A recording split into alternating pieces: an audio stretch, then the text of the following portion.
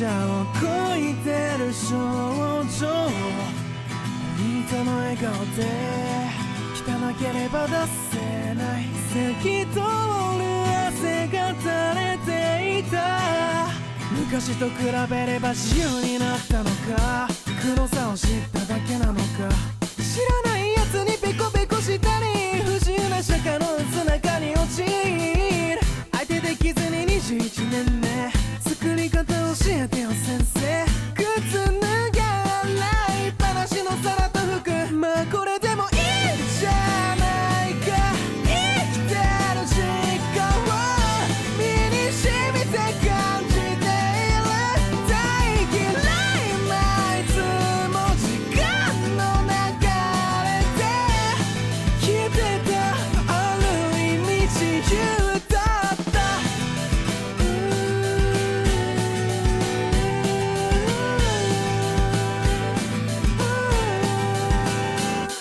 いっそ生まれてこなけりゃ味わうことはなかった。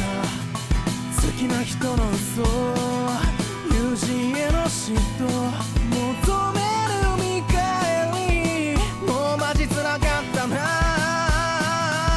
死んだら意識はどんな視界を見える。この世界地獄や、この人生の一番の課題、誰も知らないから仕方がない。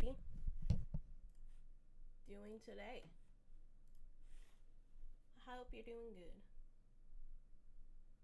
Okay, give me a sec. I was recording a song yesterday, so I need to get my microphone settings back to stream mode. But today it's gonna be Zero Escape 999, and I will mention, so you don't think like I'm like, oh, I looked it up. I've played this game before. I beat it. I got in all the endings, but I'm just playing it again because I love this game so much. One of my favorite games. So I actually just started downloading it today too. But my computer's super fast. So making sure everything looks good, and we're launching. Okay.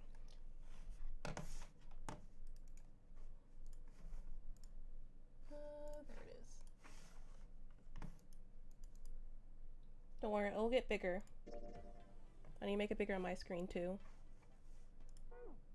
Oh, I know what I did wrong. Okay, give me one sec. You have to make it bigger from the main screen first.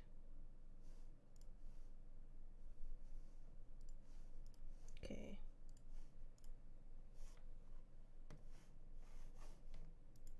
Okay, no, we're not doing that. That's still too tiny for me.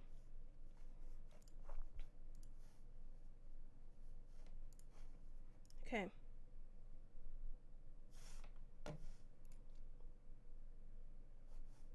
There we go.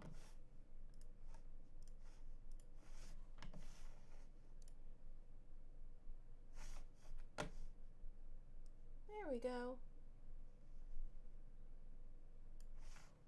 Okay, let's see if that's good. There we go. So, continue. Oops. Wait. There's a thing on my screen. How do I get it off? Okay. Okay, first class cabin. I was in the kitchen.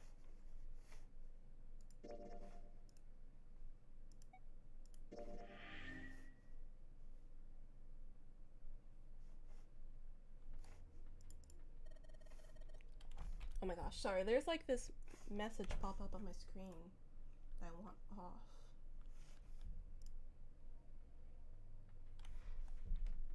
Please be gone. This looks like a serving table. It's not gone.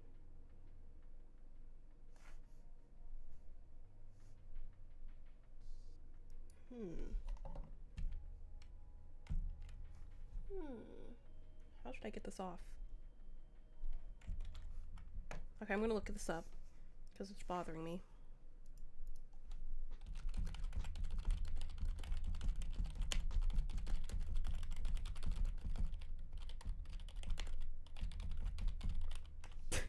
Type. Oh, I can turn it off.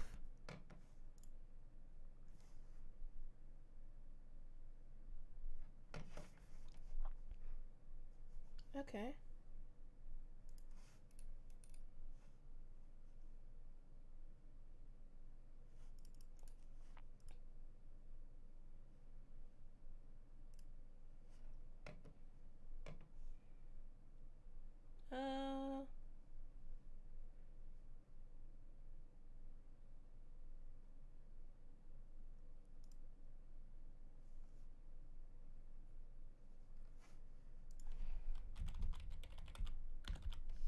Okay, that's not how I find it. How do I get rid of this notification?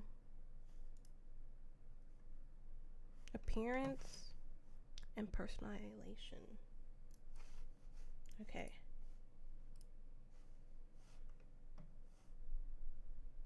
And then what do I do? After that, what do I do, Google?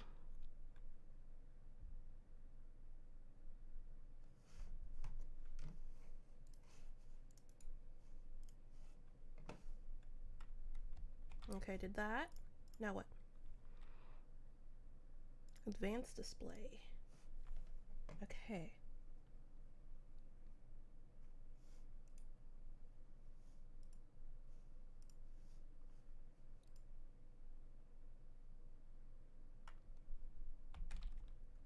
Okay, I don't see a button there.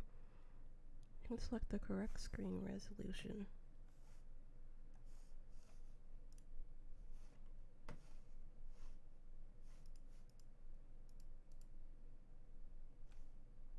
No, I want the thing off, not like, Oh,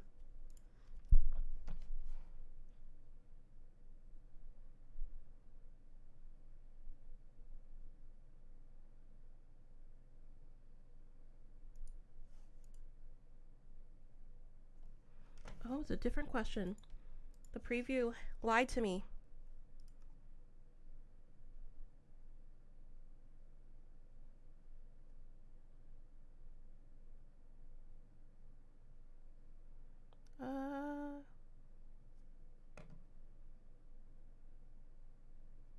This was in 2015. I need like one in 2023.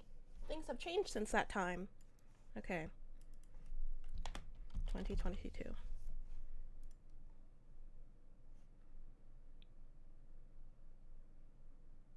This was in 2021. We're gonna listen to this real quick. On mute.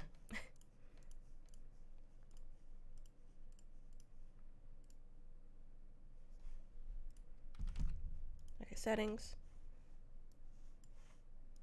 Notifications.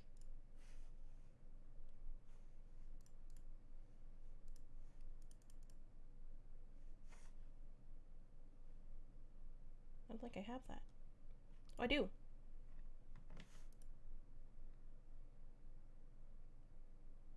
I'll just turn off notifications. Okay. I can do that.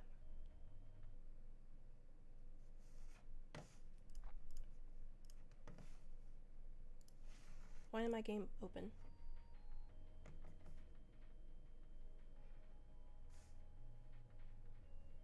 No, it's still there!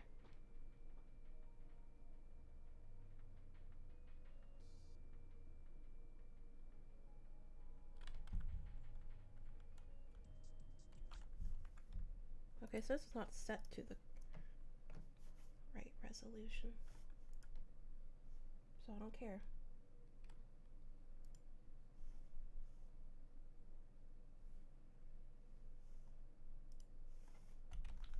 I don't care. But something doesn't seem right here. Why are there so many plates?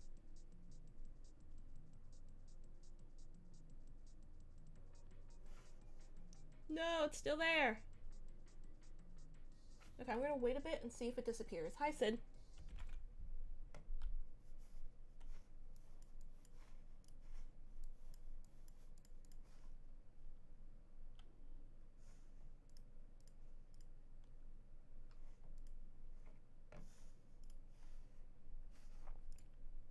Will this notification disappear?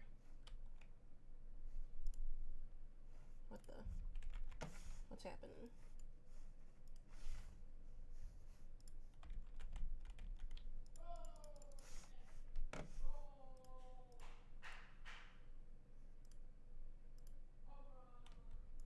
my gosh. My game won't open again. Okay, let me reopen it. Let me reopen it. If I can.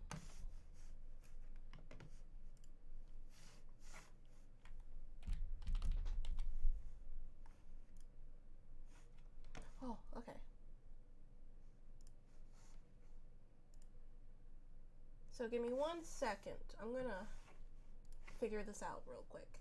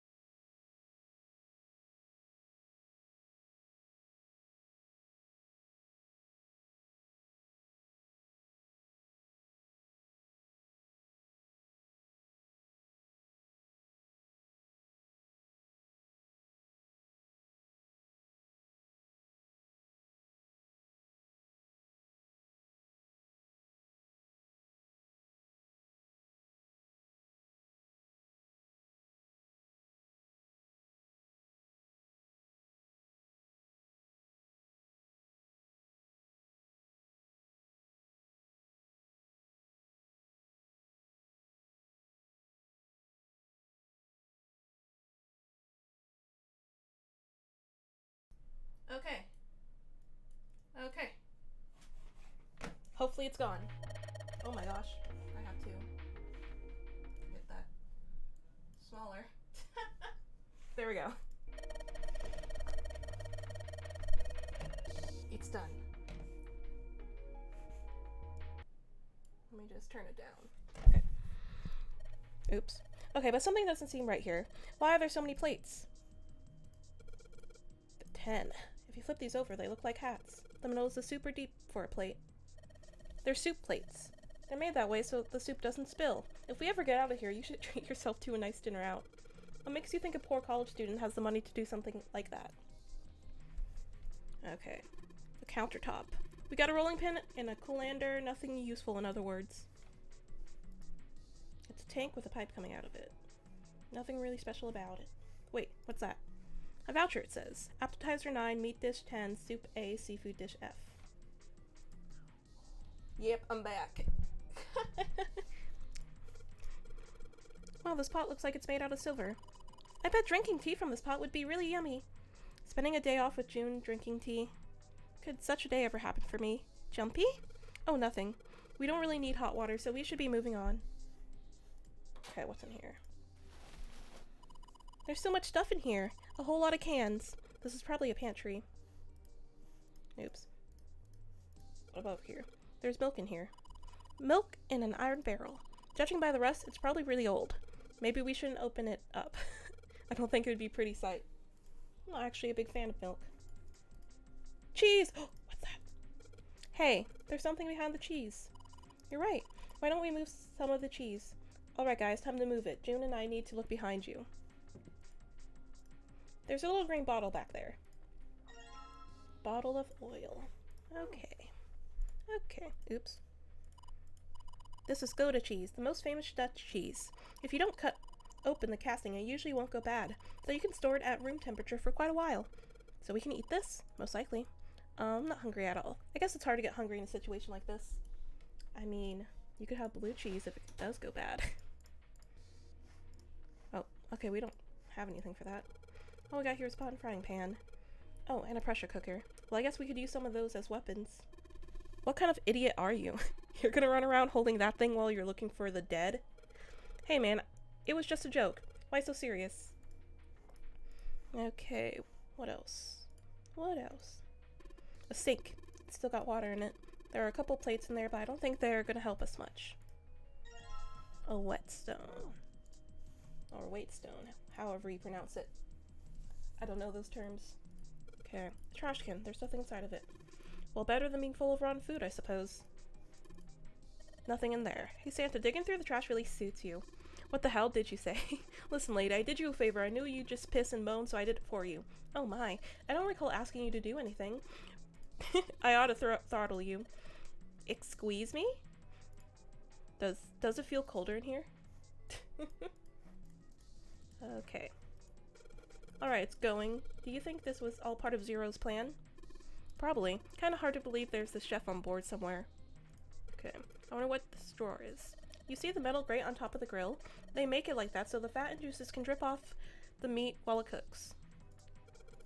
Looks like an area under the plate opens up. No, you can't. I already checked. It's sealed shut. I think that's where the coal goes. I don't even remember where else I'm missing. Oh my gosh. Get me out! I haven't played this game forever. Yeah, I think the kitchen was where I got stuck at. I think this is where we talk about, like, the frozen lady. It's a lot of notes. They've got a bunch of stuff written on them, but it doesn't look like a code or anything like that. Okay. That's the exit. Okay, if that's the exit, what's over here? It's a bolt, and it's really rusty. Will this even open? We won't know till we try. Let's give it a shot. Alright, let's see if you're gonna come out. Damn, no dice. Wait, what if I use this? Of course, maybe if I put some oil on it. Hey, just a little bit of oil and come on, you little son of a bitch. Yeah. Big brain. Yeah, they have this long talk about, like, this frozen lady. You did, Jumpy, you're so smart. Oh my gosh. Too bright. As Junpei walked into the room, A blast of cold air washed over him. Almost instinctively, he folded his arms tight across his chest, doing what he could to conserve body heat. Oh, it's cold in here. What is this place? Are you blind? It's a freezer. Junpei is not very smart.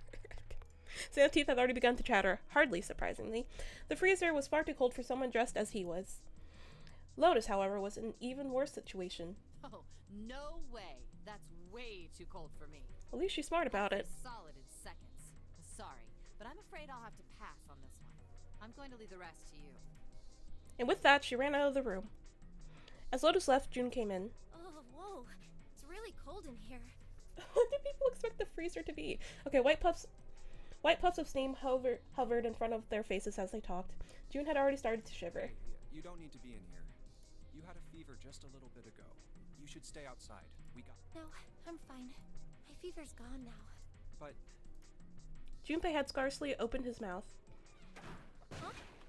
Oh? When the thunderous sound of metal upon metal rang out behind them. And they spun around to find out the door they had only recently come through. Oh yeah, it closes. Was closed. Junpei rushed to the door. No! Why did it suddenly close? Desperately, he grabbed hold of the doorknob. Ah! It was cold, beyond cold. Merely touching it was painful. The knob's frozen. But why? Water. They quickly deduced that the pipe next to the door had ruptured. It looks like the pipe next to it broke. Water released by the rupture had hit the door and froze instantly. Wait, but why was the door closed? That's the real question. Santa shoved Junpei aside and pounded against the door. Hey, Lotus! You're out Like, there, I right? would Open the door! always have someone near the door if I enter like a big freezer like this. I don't trust it. She wasted no time in responding. What do you want? What's going on? The door won't open! Try opening it from that side, please! Oh, fine. If you say so. Hold on. Soon they could hear Lotus on the other side of the door. The grunting ceased and they could hear light panning as it's from extortion. It's no use. It won't budge. You've got more people in there. You figure it out. She said, not my problem. Oh. God damn it. I hope she knows if we die in here, she's gonna die too. Santa was shaking like a newborn deer. Juna was hugging herself and was shivering violently. Even Junpei, with the heaviest clothing of any of them, was clearly feeling the cold. With every breath they took, they could feel the cold working its way deeper and deeper into their bodies. Anyway, let's find a way out. If we don't get moving, we're gonna be permanent residents. Don't worry, I got Two-way this. beds are better than none. I'm sure we'll figure something out. Yeah, you're right. Let's just take a good look around this room. You mean, Okay. why don't I take a good look around this room? They pushed in close to one another and began the search. Okay. Dry ice. That's all I can click. Oh, I didn't even read what that said. Frozen carbon dioxide, right? Yes. It is. I wonder how warm it has to get for it to turn back into gas again. Hell if I know. How is that gonna help us anyway? Oh, well, I figured we might be able to use it to get out of here. They were about to move on when June spoke up. Carbon dioxide sublimation point is negative 109 degrees. I don't know what that means. Any warmer than that, and it'll turn into gas. Any lower, and it becomes a solid. Junpei looked at her dumbfounded. Oh, how do you know that? Despite my looks, I'm the the queen of random knowledge. Looks bad to mess up when you're showing off. Oh, you're so cold your mouth's going numb? Yes, that's right. You're just doing that on purpose, aren't you? June giggled and did her best to hide her guilt. At least she was still feeling good enough to joke around, Junpei told himself. Guys, don't you think that's kind of weird? I wonder why it doesn't turn into a liquid first. Science. Santa was now shivering at an astounding rate, but his curiosity seemed unaffected. Junpei. It did seem rather odd. He wanted out of the freezer now. What do you mean, rather odd? I have time for science. I want to get out. His patient was wearing thin. How the hell would I know? And how the hell is that gonna help us get out of here? My point. We don't have time for this crap. But it can turn into a liquid. Junpei stopped mid-sentence, surprised by June's interjection. It can? Carbon dioxide turns to liquid if you put it under high enough pressure. This isn't really a good time for a chat about science. I was wondering the same thing. Wondering what? Wondering why carbon dioxide doesn't turn into a liquid unless it's under pressure. Right? It just seems weird. Water's a liquid between 32 degrees and 212 degrees. They just have this knowledge at the top of their Why head. Isn't that the case for carbon dioxide? H2O and CO2 are pretty similar. No, they're not. They're totally different substances. Look, guys, if we keep this up, we're just gonna freeze to death. Zero escape, but it's You in good with school. that? You wanna die talking about sublimation and gases? Cause I sure as hell don't. He fixed both of them with a glare. Let's get back to work.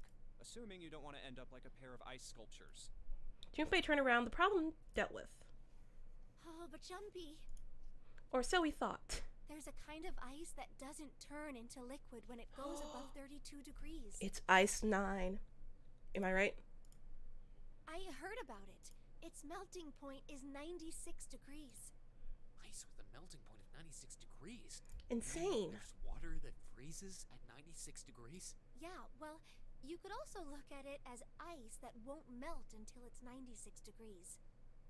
Water that freezes at 96 degrees? Ice that won't melt until it's 96 degrees. That's interesting. Now that was difficult to ignore. Junpei had to ask. So what's this ice with a melting point of 96 degrees called? I heard it's called Ice 9. Ice 9? Ice 9. Originally, Ice 9 was a made-up substance invented by a science fiction author. But recently, scientists have discovered that such a substance actually exists. Wow. Hold up. So is this thing called Ice 9, or is it water? Like I said, if the ice is over 96 degrees, it'll be liquid. If it's under that, it'll solidify. I don't even know if they're talking about Fahrenheit or Celsius, to be So, honest. you could think of it as a polymorph of H2O. Here, think of it like diamonds and graphite. I don't know what They're graphite both made is. of carbon, right? Yes. But depending on the structure of the crystallization, the hardness and structure are completely different. So you're saying normal water and this Ice 9 are like that? Yup. I don't even know what graphite is, so I do not know what she means. Have you heard the story about the crystallization of glycerin? No. For 150 years after the discovery of glycerin, people cooled it, warmed it. They did all sorts of things to it, but whatever they did, it never crystallized. Oh my However, gosh. one day in 1920, some glycerin on its way to England by ship was discovered to have crystallized during the trip. Scientists around the world wanted to research this new crystallized form of glycerin and asked for seeds. Oh, a seed is a sample of the original crystallized substance. ask. With a I was seed about to ask, crystal, they know. Further crystallization of glycerin would be easy. Okay. However, something very strange happened. What? Not only did the glycerin encouraged by seed crystals begin to crystallize, even the samples nearby did, even though they were tightly sealed. And it didn't end there. After that day, it doesn't I matter want to say where something in that'll the spoil world the it game is. to people who haven't played it before. All glycerin crystallizes naturally when cooled to less than 64 degrees. Before that day, no matter how glycerin was cooled, it refused The knowledge. to crystallize. But once the crystallization had begun, Oh. it was almost like, how do I put it? It was almost like all the glycerin in the world was communicating. Communicating in some way that we can't sense. Just so you know, this is important. Remember this. Remember this, guys. And now it's happening everywhere. Junpei was honestly impressed. It was in fact a pretty interesting story. That's pretty interesting. But, what does that have to do with Ice 9? To his surprise, it was Santa and not June who answered. What she's saying is that it's a lot like Ice 9. What happened, I mean. A lot Oh. like... Oh, that would be bad. If water everywhere started freezing at 96 degrees, man. It'd be the end of the world. True. Junpei felt that Santa might not be treating the idea of the end of the world with the proper concern. At any I don't rate, treat the end of the we're world with not proper gonna have concern. to worry about the end of the world Fact unless we can memorized. get out of here pretty damn quick. He was right. Junpei shivered. Alright, guys. I think that's enough of that. I didn't think we'd get quite this far off topic.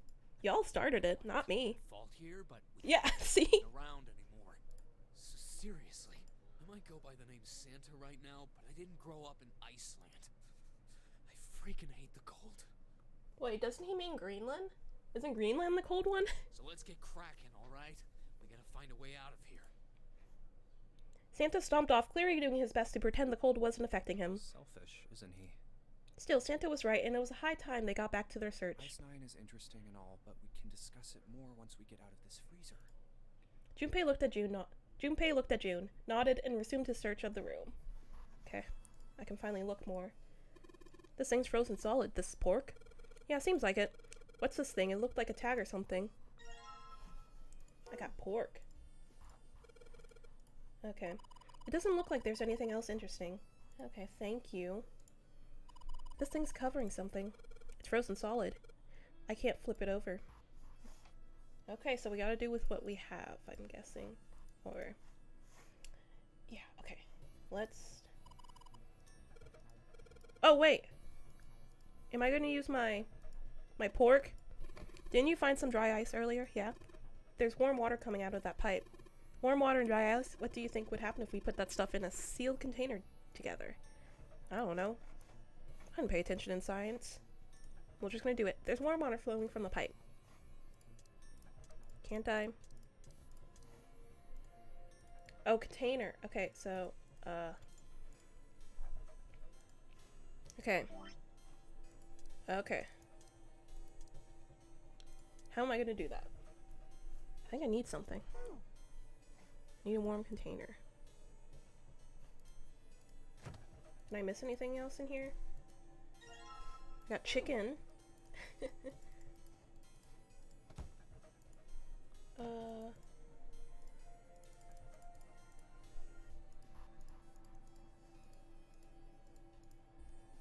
Dry ice into a sealed container.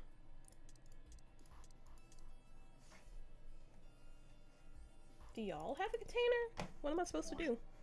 Okay. Dry ice. Can't you make that stuff? Uh-huh.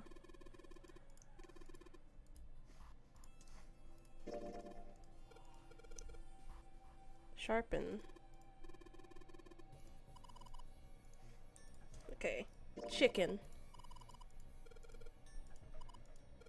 Say it again. It's really hard. Again, it's really hard. Thanks. Something wrong, Junpei? Your face is bright red. Nothing, I'm fine. If it's that hard, you can probably use it as a hammer. Yeah, good point. Maybe we can use it to break something. Slip of paper. Oh, paper! Okay, I think there's something written on here, but I can't read this. If we try to pull it out, it'll probably rip. You need to defrost that. Don't think we're gonna be doing that in this room. I wanna break the ice! Okay, give me my chicken.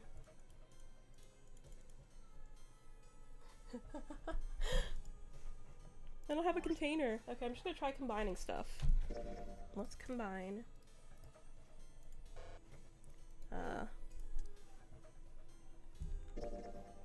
These.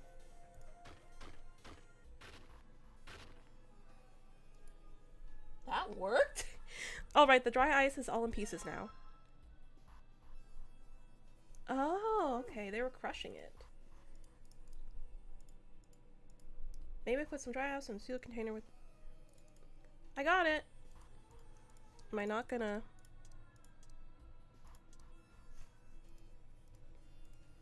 get it now? Or do I have to combine this too? What else do you want me to do, game? Okay. Okay. Okay, let's see. Oh! I missed something. Sturdy rope. There's so much stuff in here. Why don't we take some of it out, Jumpy? Oh, there we go. There's the water bottle. I knew I was supposed to have a water bottle. Okay. It makes sense not to have one. We're gonna use this. Or do I have to investigate it first? Oops. I forgot how to, though. Oh, there we go. I just opened my inventory and then forgot how to. The water bottle. Yes, it is. It's a rope. Well, we could use it to attach something to it, something else to it. Okay, we're gonna combine these. Yeah. Isn't dry ice dangerous to touch barehanded? What? We're not gonna get a result unless you can hook the bottle to the doorknob somehow. Oh, okay. We're gonna make a bomb. There we go. Made on a boat bomb. Warm water dripped from the ruptured pipe near the door. Put water into the bottle with dry ice and make sure the lid's closed. Now I just have to put this makeshift bomb on the doorknob. All right, that's set. Back up, dude. What do we do now? We just need to give it a little, tap. The bottle's already about to pop. If we just throw a rock or something at it, it'll go off all on its own. A small rock. Huh. A small rock. Junpei looked down at the floor. Scattered across it were pieces of dry ice left over from the larger chunk he crushed earlier. All right, this ought to do the trick. Boom.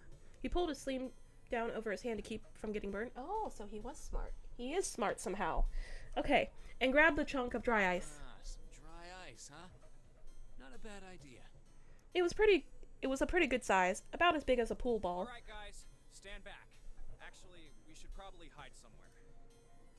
Both Santa and June looked at him with new concern. Where exactly do you expect us to hide, genius? Maybe in that tiny There freezer. isn't really anywhere big enough. Yeah, there is. Look, right here. We can hide in there. Junpei pulled open the door to the small cellar. Oh, Come on. my idea get was better. inside, Quick. Santa and June nodded and jumped down into the hole. Junpei quickly followed. In his hand, he could feel the chill of the frozen carbon dioxide even through his sleeve. He tightened his grip, took aim, and prepared to throw. All right, here I go. 3, 4, 5. Wait, what? Counting the wrong way. Wait, what?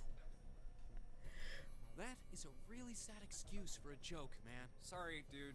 All right, for real this time. You guys ready? Yes, whenever you're ready. I was ready. The damn thing. All right, here I go. 3, 2, 1. There we go.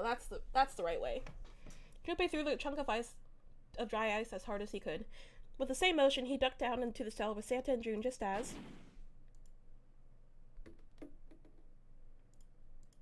Junpei leapt out of the center and ran to the door. It's open. Johnny, the ice on the door. Is it gone? Yeah, it's gone.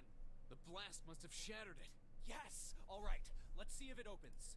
Junpei grabbed the knob and pushed with all his might.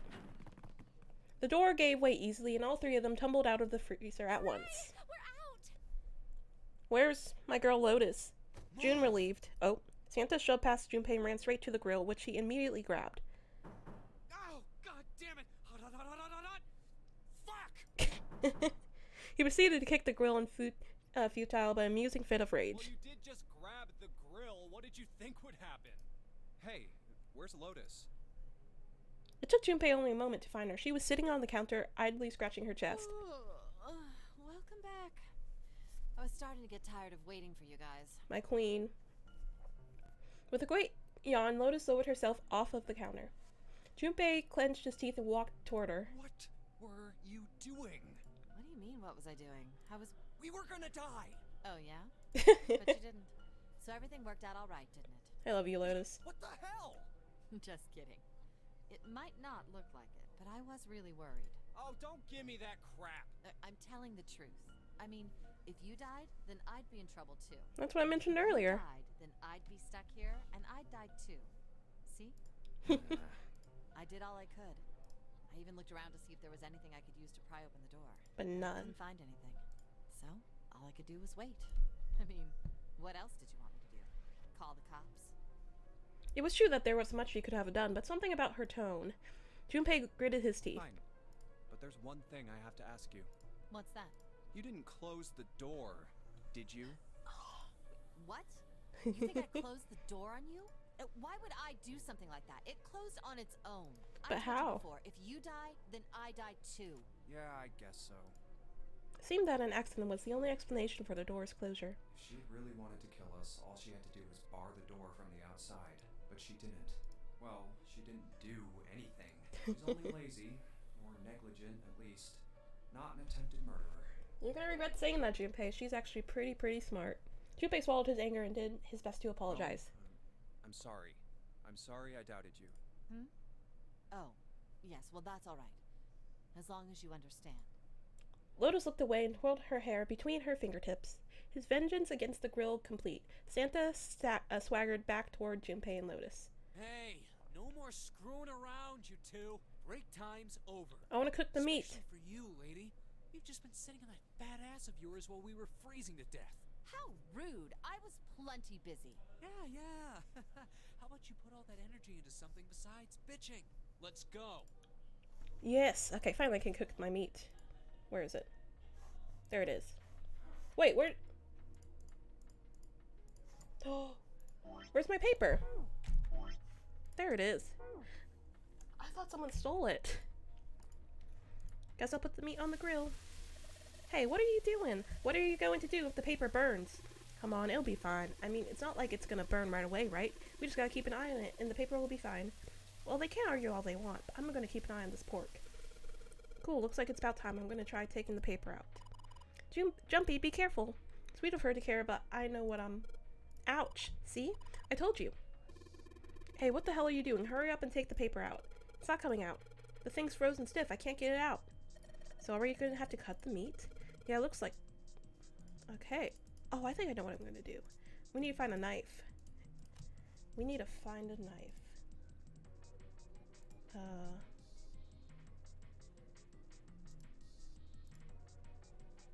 I don't think there's any knives. Because I'm going to use my whetstone, whatever it is.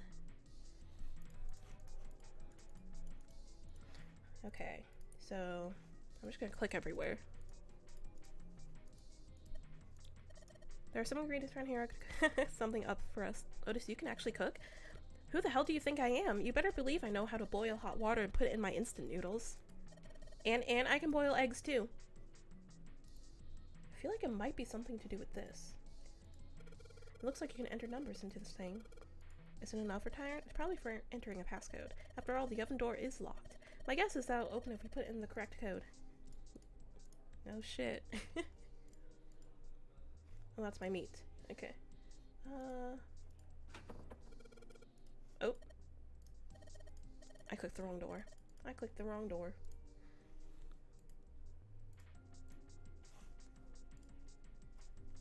Yeah, I want to see if there's something I missed in here. Because there has to be a knife or something sharp.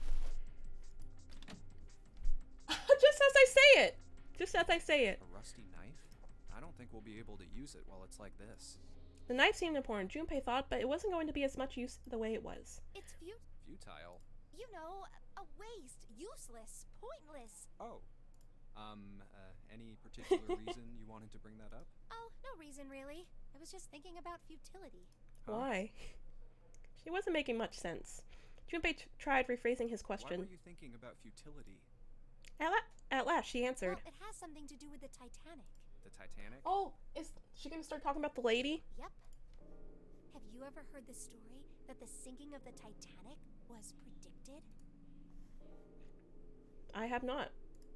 No, I haven't. What is it? In 1892, 14 years before the Titanic sank, a novel was published. It was called Futility. It was written by an American novelist named Morgan Robertson. That's the most American name I've ever heard. The story was about a big cruise ship colliding with an iceberg and sinking. Of Ooh. course, if that was the only similarity, there wouldn't be any reason to mention it. It wasn't, though. The name What of was the it? ship, its nationality, course, departure time, size, displacement, maximum speed, number of passengers and crew, the number of lifeboats, even the location of the accident itself. Oh my and gosh. The cause and the location of the damage. You could just say everything. Everything matches the Titanic. Yep, like that. almost exactly. It was almost as if he'd seen the whole thing happen. He's a prophet. This book was written 14 years before the Titanic sank. But that's not all. It wasn't just futility that predicted the sinking of the Titanic. There were two other similar stories written by a man named William Thomas Stead. Ooh. Both of them before the accident. One in 1886, and one in 1892. Stead wrote 2 stories that had striking similarities to the Titanic disaster. In one, 2 ships collided. Many of the passengers died because there weren't enough lifeboats. Okay. In the other, a ship collided with an iceberg and sank. That would be kind of funny, like, wait, no. He said he wrote 2 stories. What if the other guy just combined both of his stories to make a new one? I don't know. I mean, I'll give you that it seems a little weird, but I'm pretty sure it wasn't too uncommon for ships to hit icebergs back in the day, or even other ships. Right. Really? I knew you'd say that. Hmm? But what if Stead had some sort of special powers? To be more specific, what if he had the ability to do automatic writing? What's automatic writing? What? Automatic writing?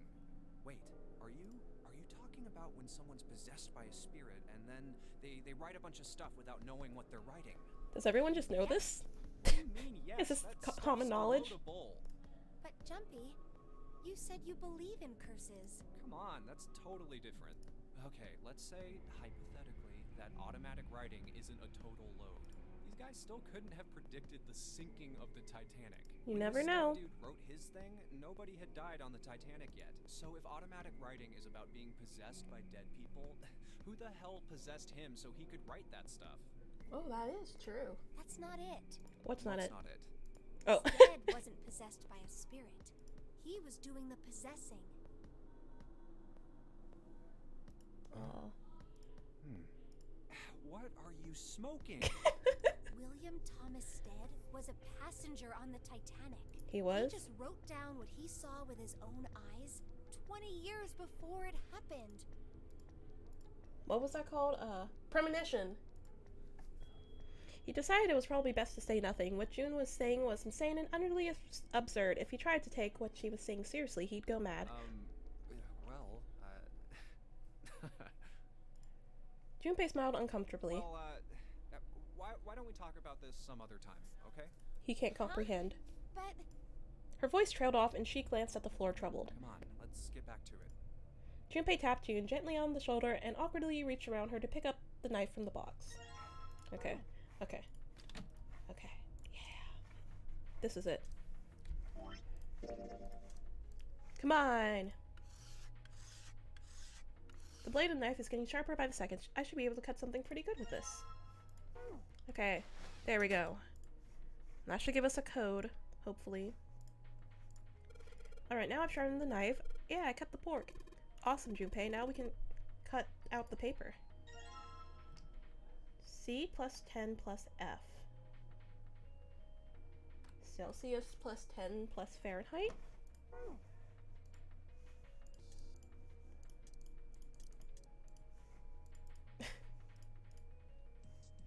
Okay. Is there like a... Oops.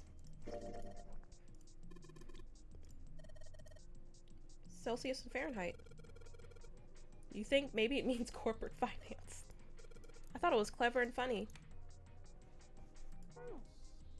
Okay. What a nice dish rack. I'd love to have that in my kitchen. Why don't you take it back with you? Are you offering to carry it for me? Why don't you ask Steve at 7? You're kidding. You don't honestly think I'd let a beast like that into my home, do you? Okay. Celsius, Fahrenheit. Where do we find this? Okay. Okay. Yeah, blah blah.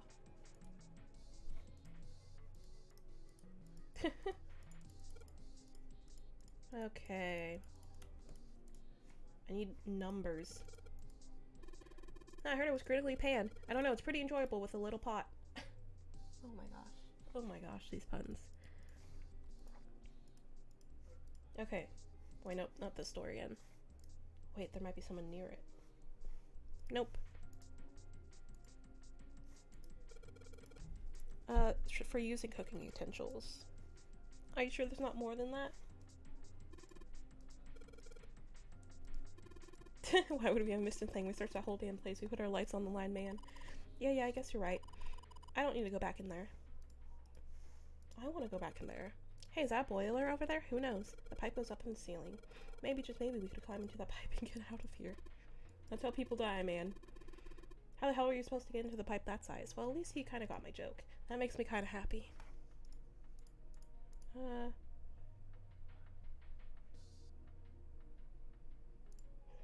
Wait, soup! Soup!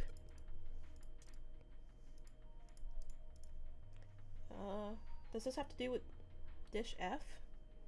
Meat dish 10, soup A, seafood dish F. Okay, where's seafood? Appetizer 15. They look like any other place from the 99-cent store. If you ever take a lady out to dinner, you're going to embarrass yourself. I feel sorry for June. What? Why the hell are you bringing up June? The lady doth protest too much, methinks. You are not terribly subtle. Okay, so it's 15. Now what's C? What is C? Okay, what's this? Serving meat.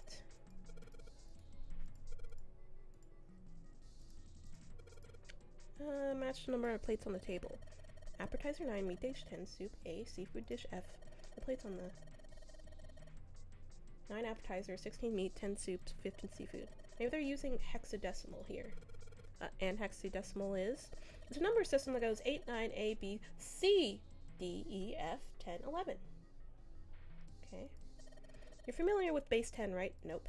That's the normal system of numbers. The base 10 equivalents for hexadecimal numbers would go like this. A equals 10, B equals 11, C equals 12. Okay. And then F 15. Okay. C is 12, and 10 equals 16. 10 becoming 16 in base 10. I know it sounds strange, but you can think of it as just 6 letters added on to the normal number system after 9. I think I get it. I get it. Yeah, I get it. I'm going back to school. Okay. So she said it was C's 11? No, C was 12. That's probably what you're supposed to use to enter the password. Maybe you put in the right number, it'll open. Junpei, maybe the note you found earlier. Yeah, I know. Do you know how to enter those numbers? I think E, yep. Okay, I think she said it was 12. 12. Wait, no. I have to add them up.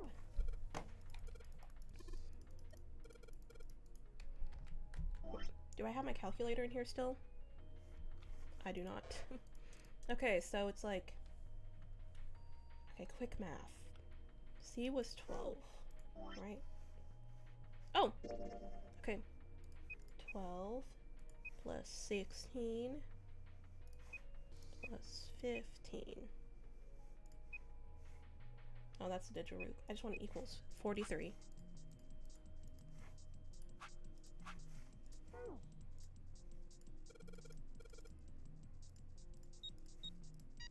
Yeah! We got it! Okay, sounds like metal is falling. Well, I guess that went well. Okay.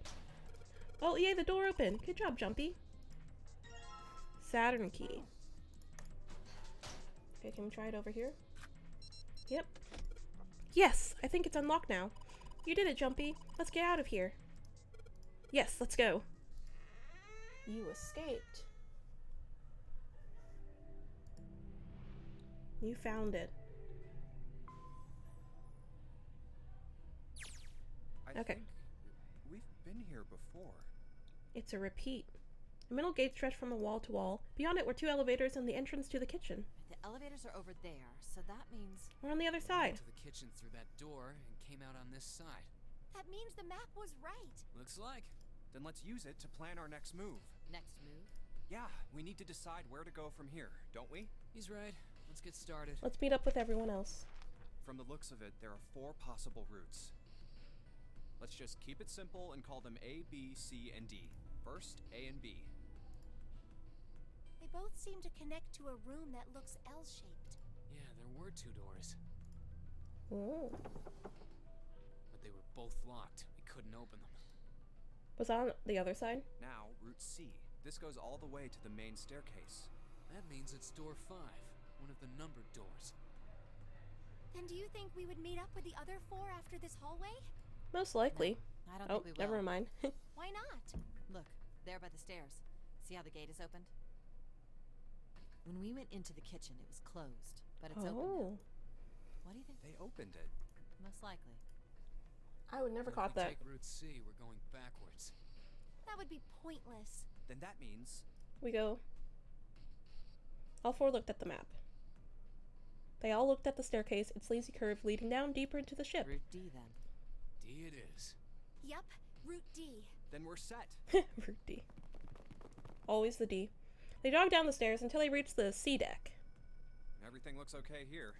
Let's check the next deck just to be sure. Yeah, just like I thought. D deck is totally underwater. Just like the bottom of the central staircase. The water gazed back at them, its smooth surface like a great mirror. At least the water level hasn't really changed. Small comfort. May as well head back to C deck. What else is here? Elevators. Two elevators over there at the top of the stairs, just like the floor above. Hold on. These are kind of different. See? There's a card reader on the side. We can actually use them. Another strange Don't we have mark. that? Hey, look! It's Lotus's symbol. Huh? See? It's the woman symbol with horns on it. That seems like... Oh no. Oh, ouch, ouch, ouch, ouch, ouch, ouch! Lotus had taken hold of Junpei's hair. She began to shake him violently, and he thought he heard a low growl coming from her throat. What was that about the mark again? Nothing.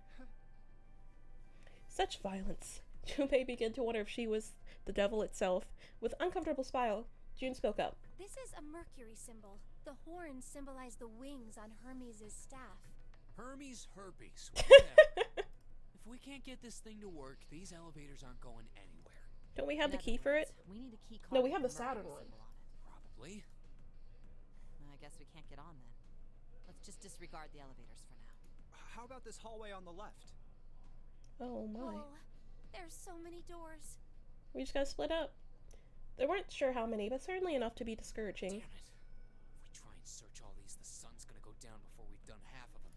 I think the sun already set. I have a feeling this ship is the only thing that's going to be going down anytime soon. That's even worse. Well, we can come back to this hallway later.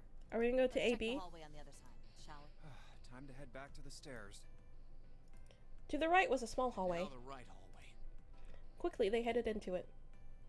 It was approximately the same size as the alcove in front of the stairs. The hallway led towards the stern, and its end was a set of double doors. There are doors here too.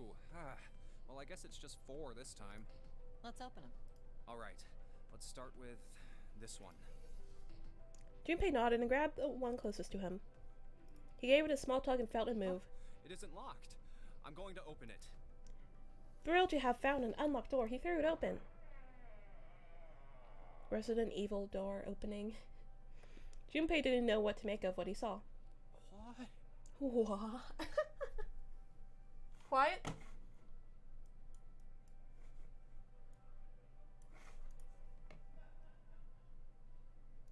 Okay, should be better. He simply stood unable to speak. The others simply stared open-mouthed. After a few long moments, Santa managed to speak. What the hell is this? This place is huge. The massive room stretched out in front of them, more a cavern than a room. Its vastness was oppressive, and it bore down on the 4 companions. It was not empty, however. The entire room was filled with lines upon lines of beds.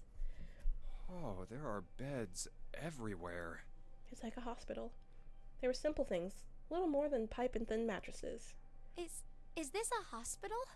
He had at least been able to put the name to the harsh scent that pervaded the room. It definitely has the smell. Could be.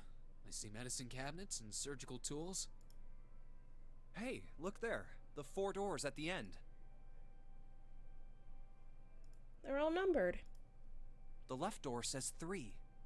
The second door is blank. I mean, the I think we rightmost can door, read what the there's no door doubt. says, There man. no- Why is the second door blank? That seems kind of strange. Probably doesn't go anywhere. No point worrying about it right now. Let's see if these will open first. Yes, that sounds like a good plan. I mean, haven't we learned everything? Dude, they have a thing. They have... So dumb. He's learned nothing. Oh, it's no use. Well, of course. If it was that easy to open these doors, what would be the point of the notary game? We have to activate the red, or the numbered doors won't... Wait a minute. What? What's wrong? Look, the display on the red. There's nothing on it. Huh? Don't you remember? The red at the central staircase? If no one was inside, it said vacant. Oh yeah, you're right. But this one, Did There's someone nothing go in? on it. right? I wonder if it's broken. Only one way to find out. Nope. It's not responding. Maybe because everyone's not out. All four took turns placing their hands over the red, but refused to respond. They pulled at the lever, and still it did nothing. As soon as they soon discovered, it wasn't only the red for a door 8 that was behaving strangely. How about the red on door 7? And door 3? None of them are working. What does it mean? I knew it. They're broken. Zero sure sucks at maintenance. No, that's impossible. You really think Zero, who prepared all of this, would make such a stupid, simple mistake? Maybe. True. But that doesn't explain why this thing ain't working. They heard a voice from behind them. I believe the bottom of the device has been removed. Yay! My favorite. Snake! My second favorite. But it was more than just Snake. Clover! Ace, Clover! 7! Although they were glad to see one another, it wasn't terribly surprising that they had. If it had been the other party who opened the gate in front of the kitchen, it wasn't unreasonable that they'd bump into one another eventually. The rest of Snake's team, however, did look rather surprised. How did you end up here? We made That's it here. my line? Perhaps we should exchange information. If I speak. After a moment of silence and surprise, everyone suddenly began to talk, desperate to exchange information. They talked about the rooms they'd been through, and how they ended up in the same place. Of course, none of it was very useful information, but that hardly mattered. They were happy to simply see one another again. Although the level of cheer varied greatly from person to person, each one of them was wearing some manner of a smile. Almost as though they had already forgotten about the death of the 9th man. No thought. Junpei, perhaps... No, thought Junpei. Perhaps that wasn't it. Perhaps thoughts of his death were what drove them to smile at one another. Not in a morbid or hateful way, no. The 9th man had died, but they were still alive, and that was something to be happy about. A sort of simple, uncomplicated joy, Junpei thought. The joy of being alive. Still alive. He felt sorry for... sorry. What the heck? I turned Canadian. Sorry. Ace. Ace is something. Still alive. He felt sorry for the 9th man, but more than anything, Junpei was just happy to be alive. There you have it. Our half of the story. His part finished. Ace fell silent. For a moment, Junpei was silent, thought then he spoke. Okay, let me see if I got all this straight. When you guys got here, the bases for the Reds were already gone. You looked all over this room, but you couldn't find anything. So you figured that there might be something in the hallway with all the doors. So you went and had a look? Yeah. And while you were looking around, you heard voices. Uh-huh. So you followed the voices and came back here. Indeed. And that was how we found you. Why don't we check those 3 Reds again, just in case? Just You're in right. case. Huh, still... There's a long, thin gap on the bottom. I think it's a slot for something. Is it our card? Well, this isn't good. If the red is inactive, we can't keep going. Well, what about that hallway over there? Isn't there anywhere else we can go? No, there isn't. There are plenty more hospital rooms, but nothing else. Hospital rooms. That's what's behind all those doors? Yes. There are a number of individual rooms in addition to this large one. Oh, really? There was a door at the end of the hallway, but it was locked. There was an astrological symbol engraved near the keyhole, however. What was I was it? able to get a good feel of it.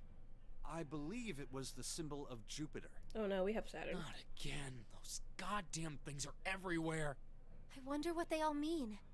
For a moment, everyone sighed deep in thought. While we're asking what things mean, what's the deal with this room? I mean, I thought this was a cruise ship, but I can't imagine a cruise ship would have a hospital like this. Why not? Of all people, it was Seven who answered, and with a calm confidence. Well, I figure it's probably a hospital ship. Chances are it's the Gigantic. The Gigantic, okay. The Gigantic? Junpei looked confused. So did everyone else. What is this Gigantic? Seven knit his brows for a moment and then began to The explain. Gigantic. Story time. She was a sister ship to the Titanic, built in the early 20th century. Actually, the Titanic had 2 sister ships, and they looked exactly the same. The Gigantic was said to be one of them. They intended to make her a passenger liner like the Titanic, but World War I began soon after the ship launched. The British Navy took her over and made her a hospital ship. At some point during the war, the Gigantic was damaged by a German mine in the Aegean Sea. She ran aground afterwards, so she didn't end up sunk. Lore. What happened to her after that? One theory going around is that a man named Lord Gordain bought her. Seemed like he'd been one of the few to survive the Titanic sinking. That trauma turned him into some kind of obsessive collector of all things related to the Titanic. Soon enough, the guy wanted the Titanic itself, which was impossible, of course. It's stuck at the bottom of the Atlantic Ocean, but the Gigantic wasn't. And seeing as she was identical... He wanted her. So you're saying this Lord Gordain bought this ship? Yeah, at least I think I am. You think you're saying that? That's impossible. No way we're in some boat that's almost 100 years old. It could be a Pipe replica. down. Just pay attention. What, that's it? Well, have you got any proof? Proof? Proof that this ship is really the Gigantic. Well, this ship's got stuff that's like the Titanic and a hospital ship. So, I just figured... Oh, for goodness. Don't tell me that's your only reason. I mean, no one else has I've got anything. more. Like? Well, I mean... Seven looked around desperately, doing anything to avoid meeting Lotus's piercing stare. He scratched his head for a moment, then gave up. Finally, he opened his mouth. I don't know. Lotus sighed and shook her head. I guess your memory isn't back yet, is it? Yeah. Sorry about that. Hey, whoa, wait a minute. Memory isn't back? Junpei was, he felt, legitimately shocked by what he seemed to be new and a very important information. Everyone else, however, seemed unimpressed. In fact, they all looked at Junpei as though he had said something very strange. Yeah, you're the weird one, Junpei. Your point being? He decided to revise his attitude for the next question. Wait, was I the only one that didn't know? Everyone nodded. Why? Oh, yeah, I guess I didn't tell you, huh? I told the rest of them before we ran into you on the stairs. I told them I couldn't remember a damn thing from before I woke up. What? And almost as if to save Junpei from further embarrassment. He don't trust you. 117. Basically. Oh my gosh, that's so long. Feels like it was only yesterday. Even though I wasn't alive yesterday. During the time. Oh, a bell. It sounds like the clock in the main stairway. Junpei counted each chime carefully. 10, 11, 12. 12. 12 a.m.? It's midnight. Then we've still got 6 hours left, right? Yeah. We don't have any time to screw around. Let's get going. We gotta find the missing parts for the Reds. What do you mean, find? How on earth do you propose we do that? We've looked everywhere in this room. That only leaves one place to look. Where? One? Well, not just one. Is it that giant hallway? Oh, I thought they looked Wait. there. Don't tell me you mean we need to search all of the other rooms. Don't freak out. We've already searched 4 of them. Four rooms? We just have to split up the rest between the 8 of us. If each of us can do 6 rooms apiece, we'll have the other 48 rooms cleared in no time. There are 48 other rooms? Her earlier experience had apparently not encouraged Lotus to trust Seven. Seven scratched his head awkwardly. Maybe? He said maybe. He didn't say I don't know. Alright, so everyone knows which area they're searching? Yeah. Yeah. Yes!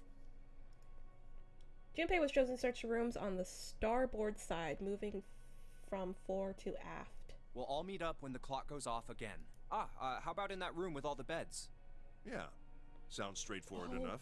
This is when it happens, I think. I'll shout if I find any of the components we need. I hope we can find them within the time limit. This is when it happens. If we can't, then we'll just have to come up with another plan. Right. It's either this or after Then the let's next do door. this. The detail decided they left to begin searching. Out in the hallway, they went each to the rooms they'd been assigned. However,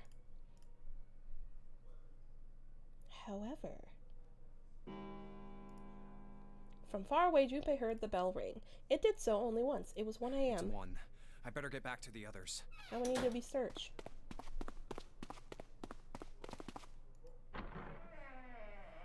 Resident Evil door opening. He jogged through the entrance of the large hospital room to find 6 of the others already there.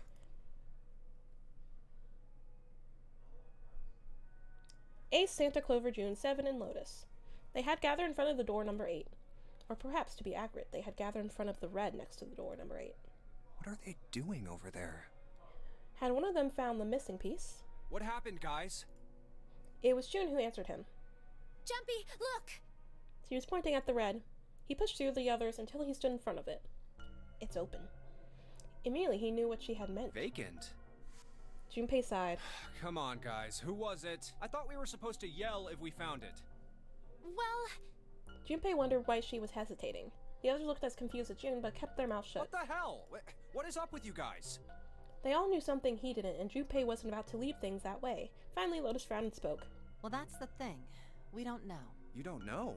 When I got back, it was already like this. There was no one else here.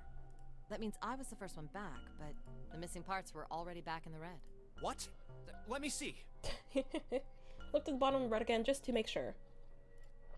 The slot that had been open on the bottom was now covered with metal. Right. It's in there. What about the other 2? They're the same. Let me take a look. He has to check with his own eyes. Junpei quickly examined the other 2 boxes. It's just as you said. Satisfied that they were also repaired, but still very confused, he returned to the others. Alright, I just want to be sure here. Nobody has any idea what the hell happened here, right? Correct. None. Ace and June nodded silently. Seven raised his hands as if to say, not me, and Santa just shrugged. Only Clover lowered her head and did nothing. Huh. Wait a minute. That was when he noticed. There Where's was no Snake? Snake. Junpei swept his eyes across the room a second time, but Snake was nowhere to be seen. Does that mean that he found them? I've no idea. There's nothing to suggest it, but nothing to suggest he didn't either. I don't suppose we'll know until we can ask him in person. Well, whatever he did or didn't do, he's pretty damn late. What the hell is he up to? He's missing. Maybe he's lost. Yeah, well, that seems likely. Dude can't see. I don't know how he gets around in the first place. Clover raised her head. No! That's impossible! Suddenly, she was shouting. Yeah, my brother's blind, but he's got really great hearing. He can get around as well as anyone who can see, so he couldn't get lost. That's impossible! Clover had started to shake, and the knuckles of her hands had gone white. She spun around, but before she did, Junpei noticed tears welling up in her eyes. I'm gonna go look for him! The words were barely out of her mouth when she began to run. Hey, hold on, Clover. Wait! Junpei cried out to her, but he was too slow. She kept going, and before anyone else could react, she was gone. Well, that didn't work. Damn it. What should we do now? Look for him. Well, the red is working now. No! We're not leaving 2 people behind! We should go look for them! Oh man, this ain't good. Yeah. Oh, yes, what an excellent idea. We just wasted a bunch of time looking for some piece of electronic junk. Now let's waste some more by looking for a couple of idiots. Then remain here if you feel you must, but there's no time. We've only 5 hours left. Yep. 5 hours is enough. In front of the stairs that led to B-deck, they decided to split up. Let's split up. All right, I'll take this direction. Then I shall look that way. Only takes me about 10 I'll minutes. be over here. See you all later. Soon, only 2 of them were left. Those 2 were Junpei and June, who had been a few steps behind All right. the others. We should go too. Yes, let's go! Oh my gosh, you don't have to yell. Where should we start? Let's see. The casino. How about the casino on B deck? I just chose it because it was the let's first go, option. Jumpy. 7! Oh my gosh. Don't do my man 7 like that.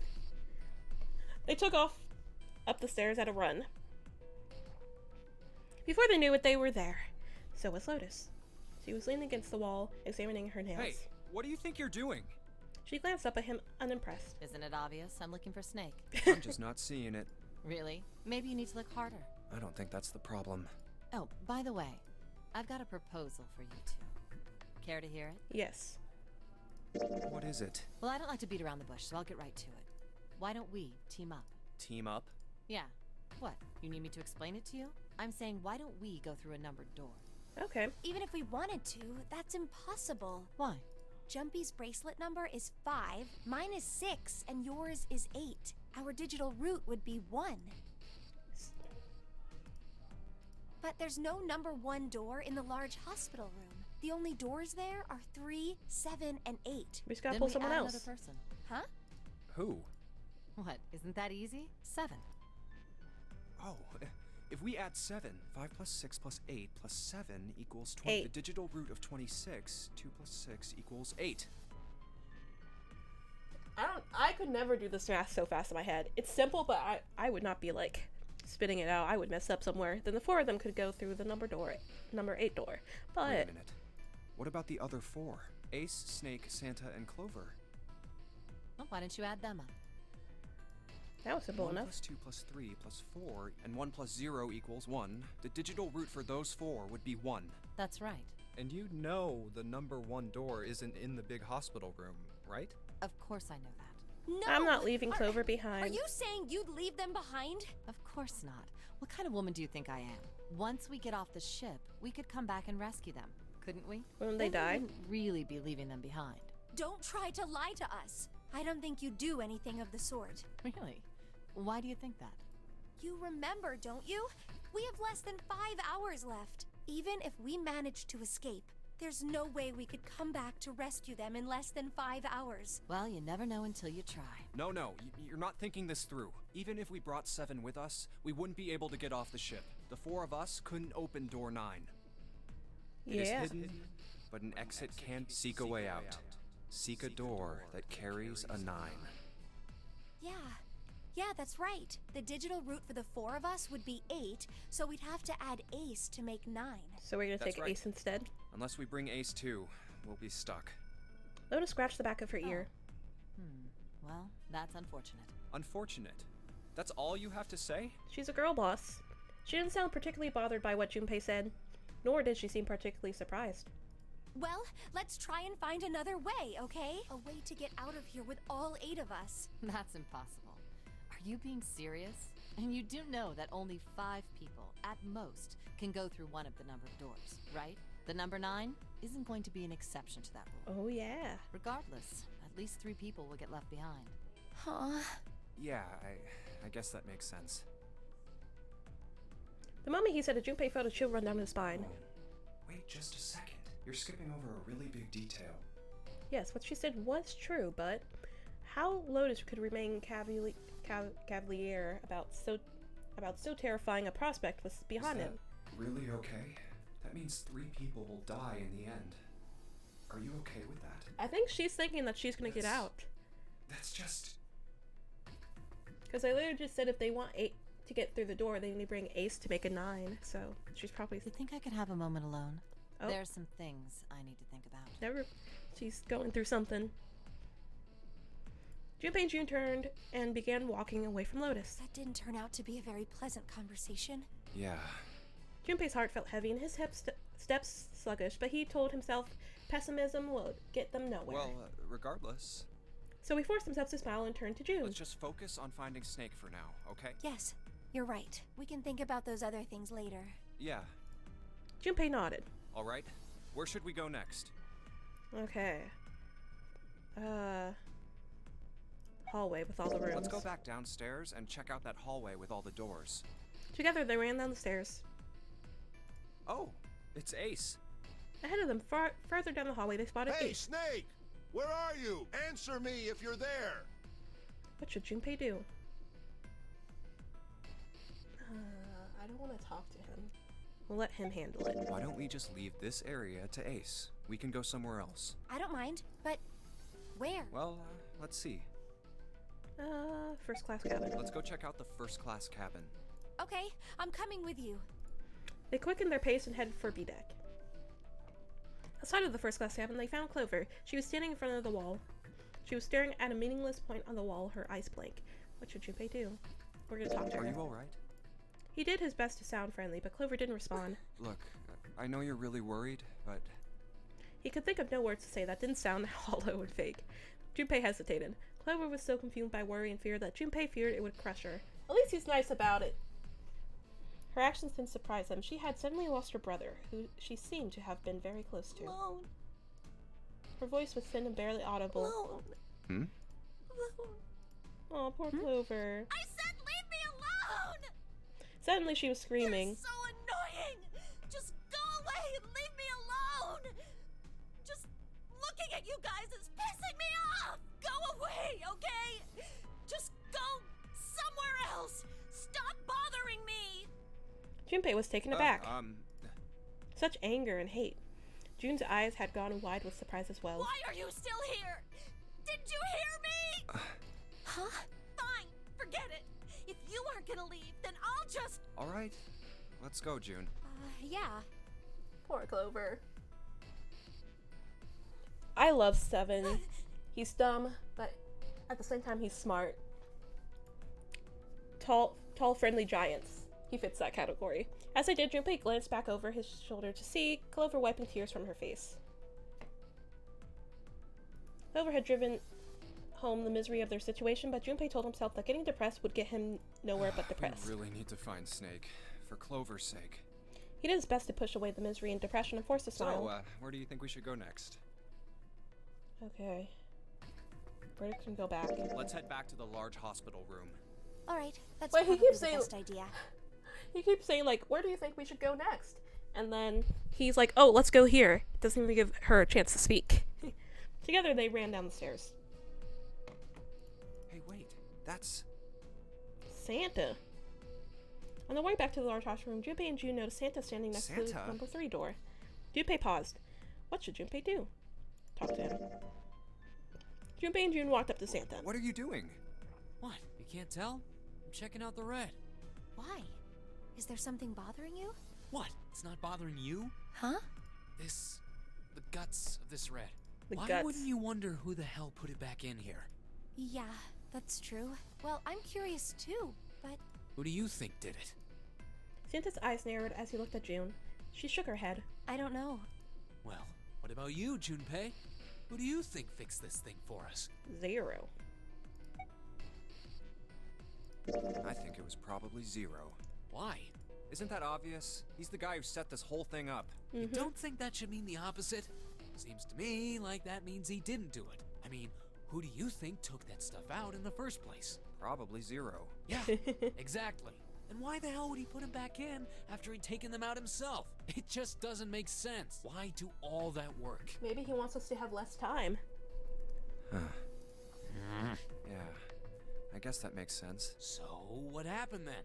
Who put that stuff back in the Reds? Junpei furrowed his brow. So, in other words, one of us is the person who fixed the red. Santa grinned. Bingo! We have a winner. But if that's true, then the person who did it doesn't want the rest of us to know that they fixed it. Yeah. But why? No idea. Maybe if they come clean on that, it means we'd find out something else. Something bad. Something bad? Dunno. But whatever it is, it's gotta be worth hiding. Danganronpa style. Of course. It could have something to do with Snake's disappearance. You think maybe they did something to Snake? Yeah. Junpei stared at Santa. That was something about him that made Junpei wary. At first, he'd assumed the other man wasn't terribly clever, but Junpei was beginning to think he would need to re-evaluate that assessment. When Santa spoke again, his voice was quiet. Look, if you trust anybody in this game, you're gonna lose. You've gotta be careful.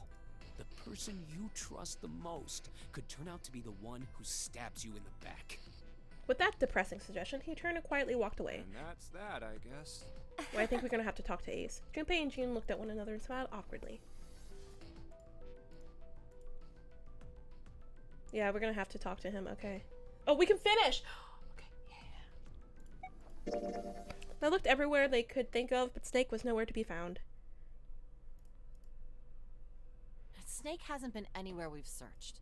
Lotus looked around at 6 frustrated faces and spoke. We can't keep looking for him. Wherever he is, it's not here. We need to get moving. Junpei couldn't disagree with what she was saying. Snake seemed to have completely disappeared.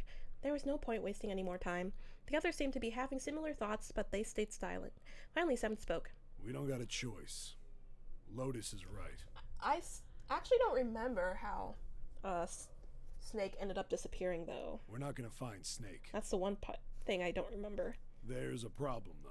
We've got to figure out who's gonna go through which door. Yes, I have a proposal. She walked back and forth across the floor, her heels clicking against the wood. Finally, she stopped. Why don't we decide on one person to sacrifice? Sacrifice? Well, perhaps that's a bit of a harsh word, but yes, you've all figured it out by now, haven't you? We can't all make it through those doors. If we split into 2 teams of 4 and 3 people respectively, then 3 people will be left behind. If we split into 2 teams of 5 and 2 people respectively, then 2 people will be left behind. But if we split into 2 groups of 3 and leave 1 person out, then only 1 person will be left behind. Sacrifice Ace.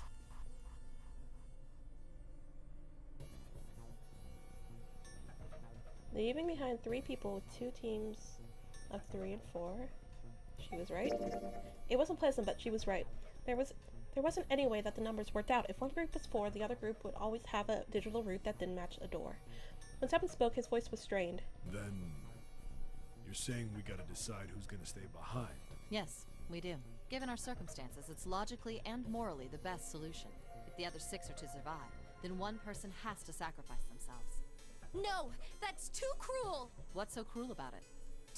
To just sacrifice someone like that? Then what's your plan? Maybe I we should kinda sacrifice hate 2 people. people instead of just 1. Yeah, Ace is... Ace is not a good guy. But, I hate people that are so, like, overly optimistic in this, like, things that keep, like, saying, oh, we gotta do this for the greater good. Like, they annoy me, because, like, you really have no choice at that point. Don't always have to be good. That's not what I meant. We shouldn't sacrifice anyone. I told you, that's impossible. Wake up. Whoa, whoa. Calm down, you two. Ooh, okay. I have to step between Lotus and June. Look, what Lotus is trying to say is you should aim to bring the greatest amount of happiness to the greatest amount of people, right? It's a trolley problem. That's how democracy works. And for that reason, I think the only fair way to decide who will be sacrificed is through a vote. What do you think? No, that's terrible. I'm not asking you. Shut up. What about you, Santa? Me? Well, I agree, I guess. All right, that's 1 vote for. Counting mine, that's 2. 7. I can't say I agree with you, but we don't exactly have a choice. If we don't do something, we're all gonna die. True. Glad to see you get it. If I can get 1 more vote, then it's decided. What about you, Clover? Clover had moved away from the group and was sitting on one of the beds. Her whole body drooped. Junpei didn't know if she'd even heard Lotus's proposal. Lotus walked over to Clover and gently laid a hand on her shoulder. Your brother has to be behind one of the numbered doors. We've searched everywhere, but we didn't find him. Doesn't that mean he has to have gone through one of them somehow? Clover slowly lifted her face. Let's go look for him together, okay? If we sacrifice 1 person, then we can go look for him. You agree with me? Okay, right? I kind of don't like how she's doing this part. Not okay to me. The motion Of course you think Ace is hot. Lotus spun around and walked toward Junpei. Now, let's start a vote too. That won't be necessary. Ace had barely spoken for Lotus's entire speech, and everyone jumped a little. 6 pairs of eyes turned to look at him. He didn't seem to notice or even care. I will stay. That should solve our problem, yes? Ace, what are you saying? No, you can't do that. That won't solve anything. June's voice shook, and she looked around desperately for someone to agree with her. Ace simply looked at her. June, I'm afraid you may have misunderstood me. I said I would stay, but I never said I would sacrifice myself. Huh? I trust you. Each and every one Sure of you do, buddy. I believe you'll come back for me. Whoa, whoa, whoa. There's optimistic, and then there's just nuts. Those doors only go one way. You go in, you don't come out. If we go through them. You won't be able to return, correct? Yeah. True, but that will not be the case once you've escaped from the ship. What? Please, I beg you. Once you've escaped, come back and rescue me. You do. Ideally, You within truly the do. time limit Zero has given us. No, that's ridiculous. There's no way we could get back in time. Finally, Junpei could hold his tongue no longer. We've only got 5. We don't even know where the hell we are. How on earth are we gonna find someone to come and rescue you? Then, perhaps you would prefer to stay instead of me? Or perhaps you would be willing to leave June behind? Ace's voice was dignified and without a hint of cruelty or malice. Junpei had no rebuttal. See, there's no other choice. Then I see we've come to our conclusion. Go on. Don't worry yourselves about me. Go, quickly. Junpei stood frozen by indecision, unable to move. June bit her lip so hard that Junpei feared she would break the skin. Santa stood against the wall, calm and aloof. Seven tore his beanie from his head and turned it over anxiously in his hand. Only Clover stared at Ace with an expression Junpei was unable to decipher. Lotus's attitude, however, was different from the others. Good. Let's accept his kind offer, then. She smiled, her eyes bright. Ace answered with a smile of his own. Good. I think this is the best for me. Perhaps I'll be able to take a nap. It may be my age, but I get tired so easily these days. As he spoke, Ace lowered himself down to the floor next to one of the beds.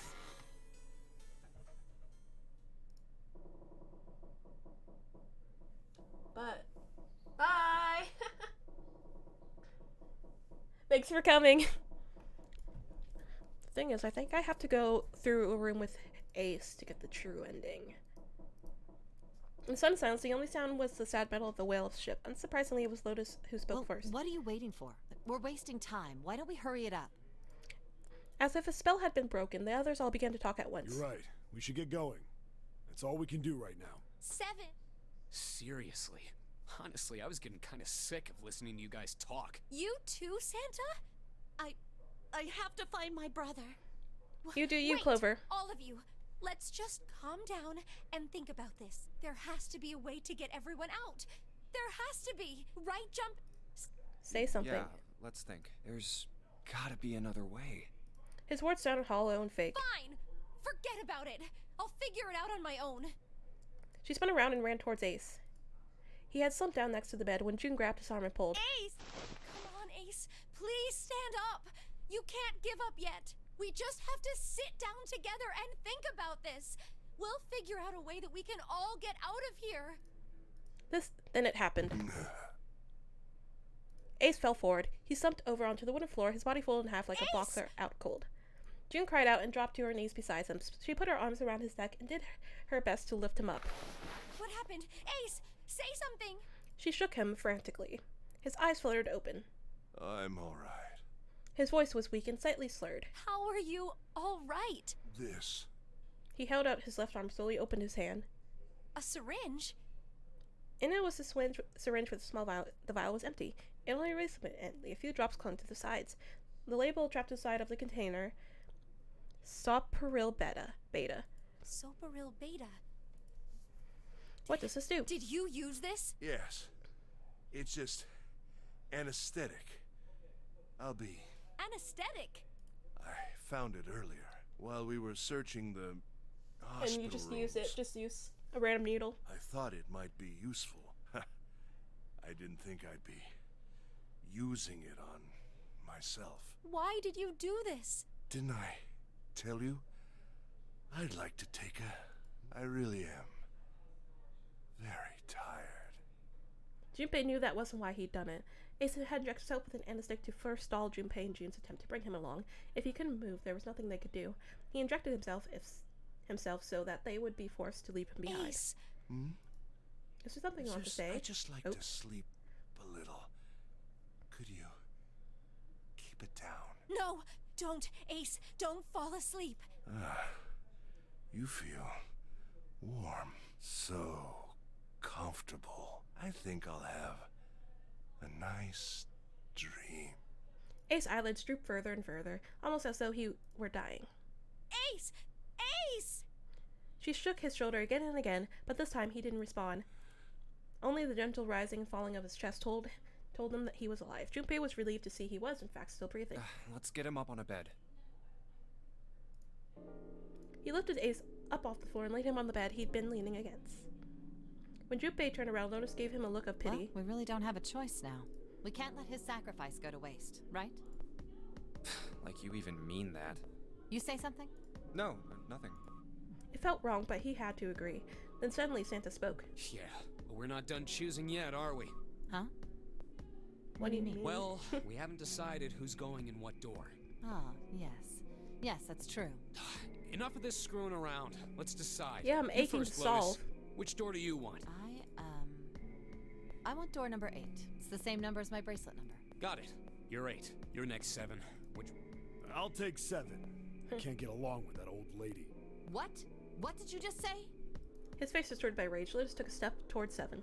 He threw up his hands and made a face like a child caught with his hand in the cookie jar. Who, me? I didn't say nothing. Oh, you're gonna get it next time. She shot him a glare that would have melted steel, then turned and stalked off. Alright, who's next? Santa's gaze moved across the 3 people left. Finally, they stopped on Junpei. Junpei, which door do you want? At last, Junpei's mind was already made up. I think I have to go through 7. Because I'm trying to get the true ending. So I'm going to go 7. I think I'm gonna go with door 7. Okay, 7 it is. Yeah. Alright then. That means June's gotta go through 8. What? What? Santa grimaced and muttered angrily to himself, but finally began to If the explain. 6 of us are gonna keep going without leaving anyone behind, there are only 3 ways we can do it. Have Plan A. 3, 5, and 8 go through 7, and 4, 6, and 7 go through 8. 4, 5, and 7 go through 7, and 3, 6, and 8 go through 8. Or 3, 6, and 7 go through 7, and 4, 5, and 8 get 8. There are no other combinations. In other words, 3 and 4 and 7 and 8 can never go through the same doors. You get it now? As Santa finished, June looked over at Junpei, tears welling up in the Oh, corners of her no. eyes. You're saying we aren't gonna see each other again for a long time.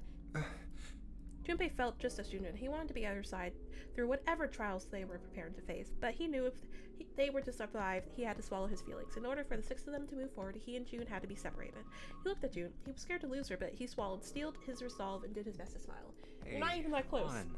You're making it sound like we're never gonna see each other again. We gotta split up, but only for a while. This is just like when we went into the 4 and 5 doors, remember? We got split up then too, but we all met back up. I'll bet 7 and 8 are just like that. You mean they're connected somewhere? Yeah, probably. Probably. She didn't sound very hopeful. It was 7 that interjected. I'm sure they're gonna connect somewhere. Why? What makes you think so? If they don't, then neither team can get through door 9. In other words, the game would end right here. Zero's been on top of his shit so far. I don't think he'd blow it now. True. I'm damn sure that son of a bitch wants to have his fun as long as possible. He's not gonna end this game until we get through the 9 door. June said nothing. The tears were gone, but her eyes were still sad as they looked at Junpei. He met him and with what reassurance he could manage, laid his hand gently on her shoulder. Everything's gonna be fine. We're gonna see each other again. I promise. June bit her lip and gave him an almost imperceptible nod. Yes. Promise? Her voice was barely above a whisper. Santa's voice shattered the moment. You guys are done, right? He stretched and continued. Anyway, that's pretty much it. Clover and I will both go into separate groups. I figure I'll take 8 and Clover can take 7. Any problems with that, Clover? Clover looked away and was silent for a moment. Whatever. It was more of a dismissal than an agreement, but Santa didn't seem to care. Alright, we're ready to go then. Let's move. As Santa's command, the group split and headed for their respective doors. Clover 7 and Junpei walked towards door 7. Santa, Lotus, and June headed for door 8. For as long a moment, they stood in front of the door. 7 took a deep breath. You guys ready? Yeah. Let's go. Okay.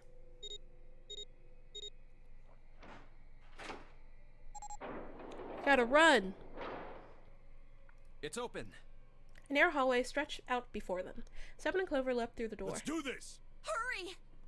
The moment they did, the bracelets beeped. The detonators in the bracelets had been activated. Junpei stepped forward to follow them. But as he was about to step over the threshold, he stopped. He looked to his right, toward door 8. Junpei stood there in an air to newbie. She turned and looked towards him. Their eyes met. They nodded. June. Jumpy. Their farewell took almost What 1.5 the hell are you seconds. doing, Junpei? True. Then someone took hold of Junpei's arm and hauled him bodily through the door. He heard the sound of the number door slam shut behind him. His bracelet gave a cold electronic Only beep. 81 seconds left! No time to waste, guys! Let's get moving! 7 led the way down the hallway. Junpei and Clover followed him as fast as they could. After what seemed like far more than 81 seconds, they reached the end of the hall. The door on the left! There was no time to rest or catch their breath. All 3 slammed their hands in quick succession over the scanner panel on the dead.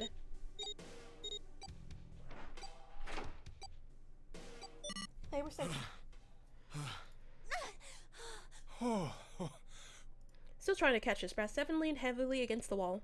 It stopped. It stopped.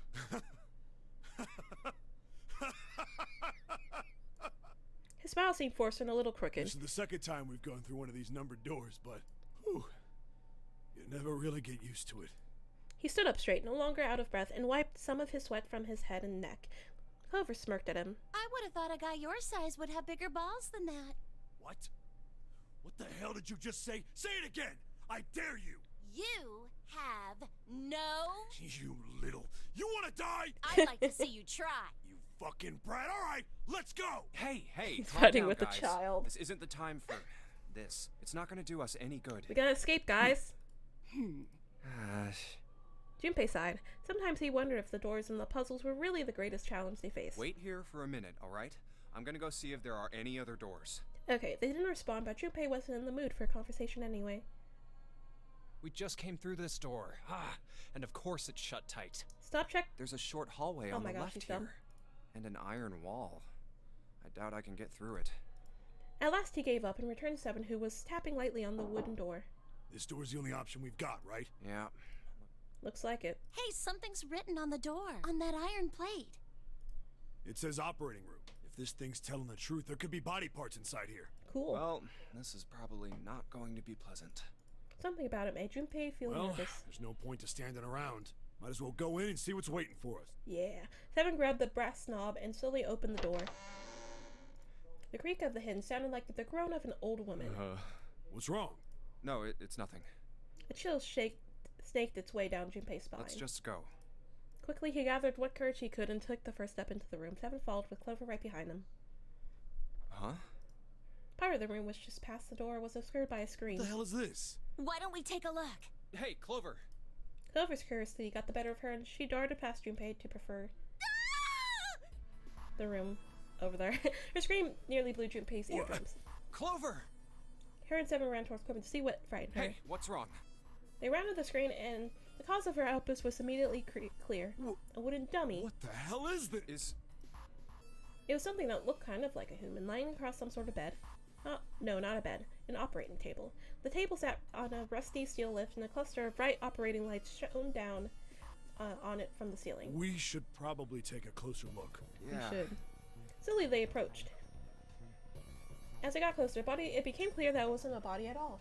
It's a dummy. This is... What the hell? That's just a huge doll or something. Doll? Clover did not look terribly comforted.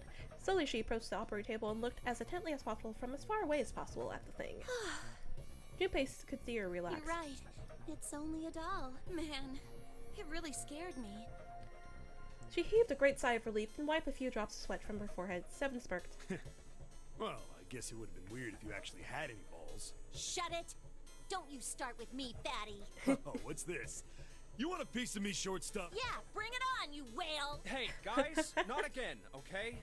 Seriously, knock it off. They should be the real siblings. Anyway, it looks like he's got something the two of you could stand to have a little more of. Heart? I'm talking about a heart. Oh, this? You mean on his chest? Yeah. It was set a little higher than normal for a human body, but from the shape of the organ, there could be no doubt that it was a heart. Oh, yeah, that's a really high Why heart. would there be a heart in a doll? I don't think it's Practice. a doll. You think maybe it's like a medical mannequin or something? Or maybe it's got more personal uses? Oh my gosh. Seven's grin was more than a little perverted. Clover glared at him. Anyway, how about we take a look around this place? Let's go. Okay. Sure thing. Find a way out.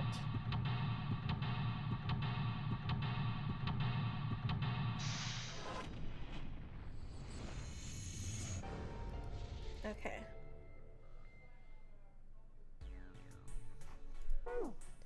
I want to... Oh, hey, I wonder what this thing is. It says kilograms on the display. You think maybe it's a scale? Okay, so if there's talking kilograms, then this is probably in their measuring system.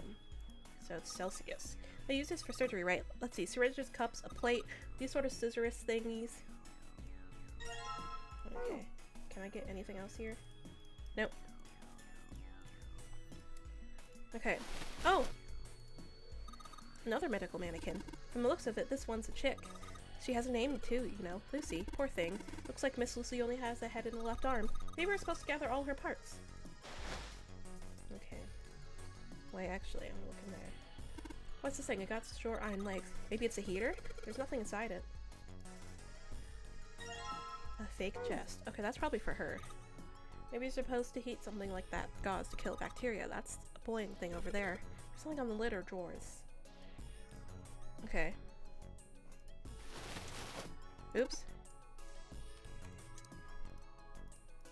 Oops. Okay. Maybe something will happen if we gather all her body parts. Is that not what we're supposed to do? Ew, that's gross. This is a chest. It's a woman's chest. The heart's gone, but it's pretty hot. If that kind of thing turns you on, Seven, you're a real creepo. I probably don't have to do this, but yeah. I want to give it back to her. Okay, I guess I can't. I guess I can't now do that, like right now. There's a lot of different kinds of medication. It's hard to tell. Go back. Yeah, nothing really stands out there. Okay, that stands out. That stands out. Yeah, it's all pretty rusty. A mannequin with its guts showing. Ew, gross. Hey, Junpei, there's a slit in this thing's chest. Yeah, sure is. There's something in there. Maybe we can get it out. Damn it, stinking thing won't budge. It's stuck. Well, I guess you can use force on this one. We need something small that can fit into that little hole. Okay. Okay, do I do, this then? Nope. Okay. Then I want to get, like, everything before it's locked.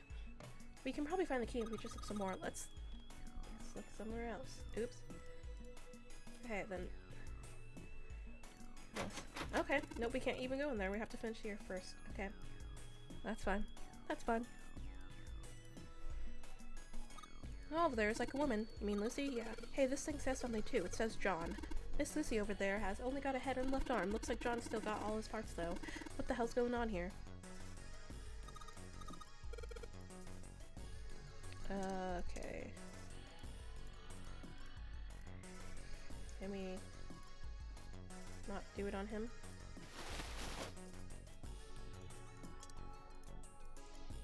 That's the chest. Okay, maybe I have to combine something. Let's try cutting this organ. Oh, I got the key! Okay, it's an organ key. So, let's go this way. Cool, it's unlocked. Okay. What's in here? Oh, what's this? It's some kind of medical record. New material. There's nothing left in the drawer. Okay. I found a beaker! White light on top is glowing. Yeah, but the red, blue, and purple ones still aren't lit. Okay. I gotta do something with that. Oh. Damn, it's not opening. Locked, of course. The blue plate seems a little suspicious, though. It won't open. It's locked. There's a red plate on it. Do you think it means something? And yep, that one's not opening. They're all not opening. Sink. The doctors and nurses probably washed their hands here before an operation. Nothing suspicious here. Okay. Can we go in this room? It's locked.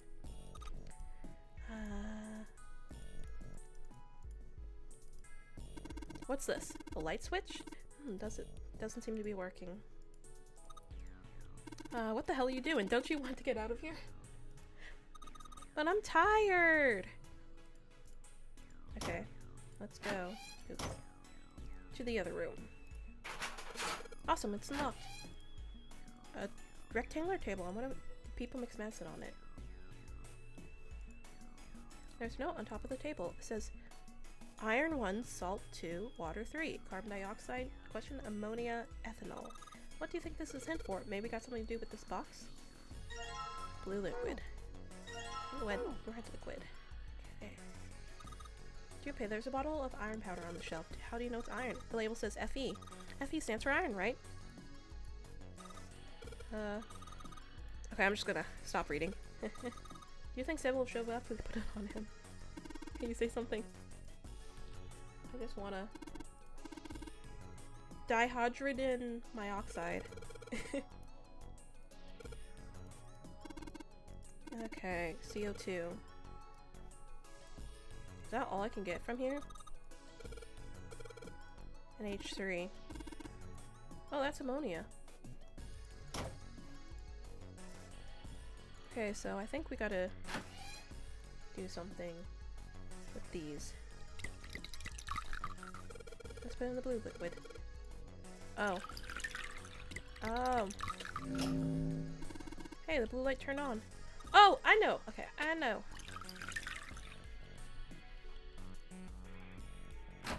A leg! Okay. Wait. We need to make purple. Okay. I'm smart. Oh, we gotta combine it after we're done with this. Okay. Okay, and now I'm gonna combine. Okay, I guess we can't.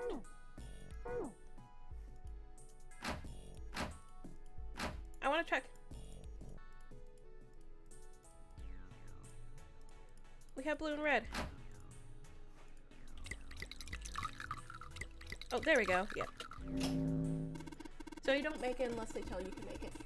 That's smart. You combine the red liquid and the blue liquid to make a purple one. Good job, Junpei. The purple light came on and I heard it unlock. I'm sure it's unlocked. The locker with the purple plate has got to be unlocked. All right, let's see. She said lock so many times. Okay. Oh. Fake stomach. Can we just start combining these stuff? No, we have to combine on the table. Okay. Okay. We are done here. Wait. Okay.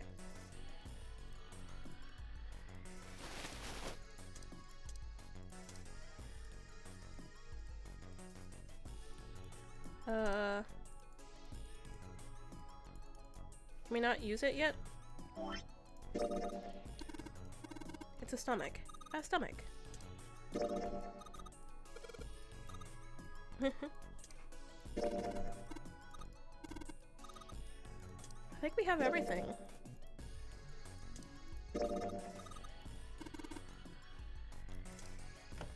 So why can't I put it on?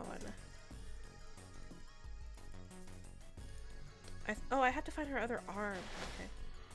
Where's that? It's probably in that thing.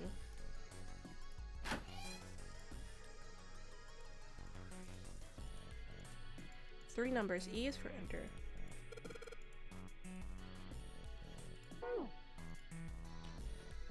Iron 1, salt 2, water 3, carbon dioxide. We'll look at the first line. Maybe represents a number. Okay. And LC. Iron powder. Fe. And H3. I think that's what we need. Oh, good stuff. Let's go for a drink. What are you talking about? I'm talking about that bottle. It says CTH5OH. It's ethanol. That's right. It's also known as ethyl alcohol. It's pretty much what booze is made of. So you're gonna drink it. No, I won't. It might say that's what it is on the label, but there could be anything in there. Okay.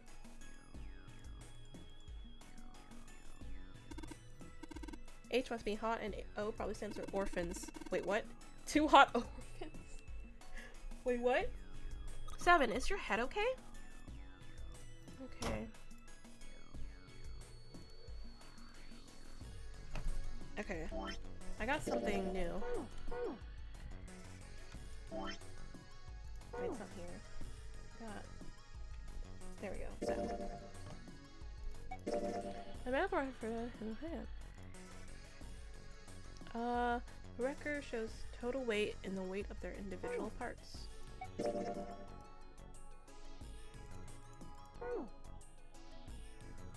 Okay.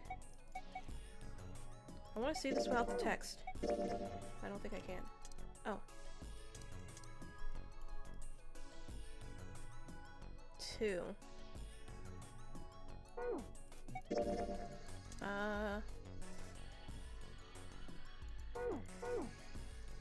Yeah, we need the arm.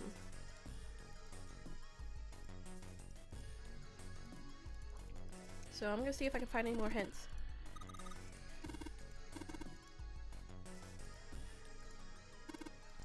4 sets are all rusty.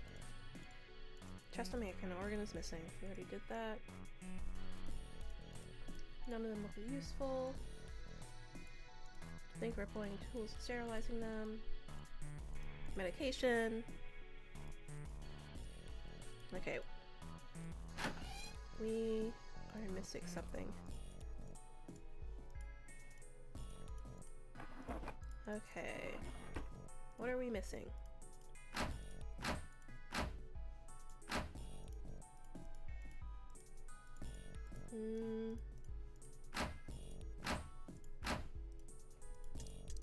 I mean, we still have the liquid.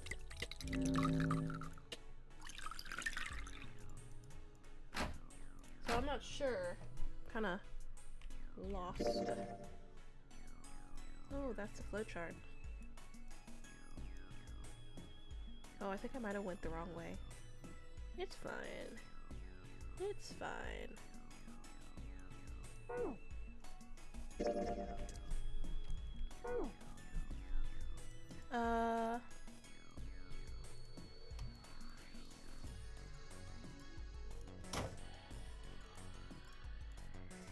It's definitely something in here, but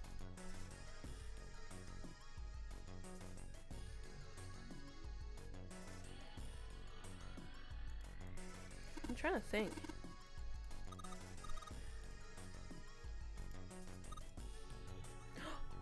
I think it's the atoms. Okay. 1.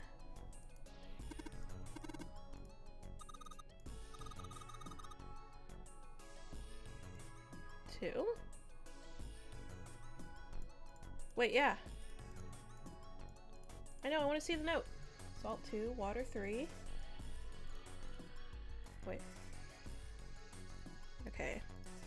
Ammonia 4. And then ethanol is like right here. 2. 6. Okay. 7, 8. So 1, 2, 3, 4. 3. Oh, okay. Ammonia. 4. That's 8. Where's carbon dioxide? 3.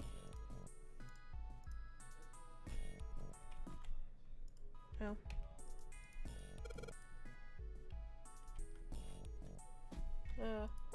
I'll look at my calculator. So we got 1, 2, 3. There's like a 8, 4, another 4? 20. That can be right. 1, 2, 3. Carbon dioxide.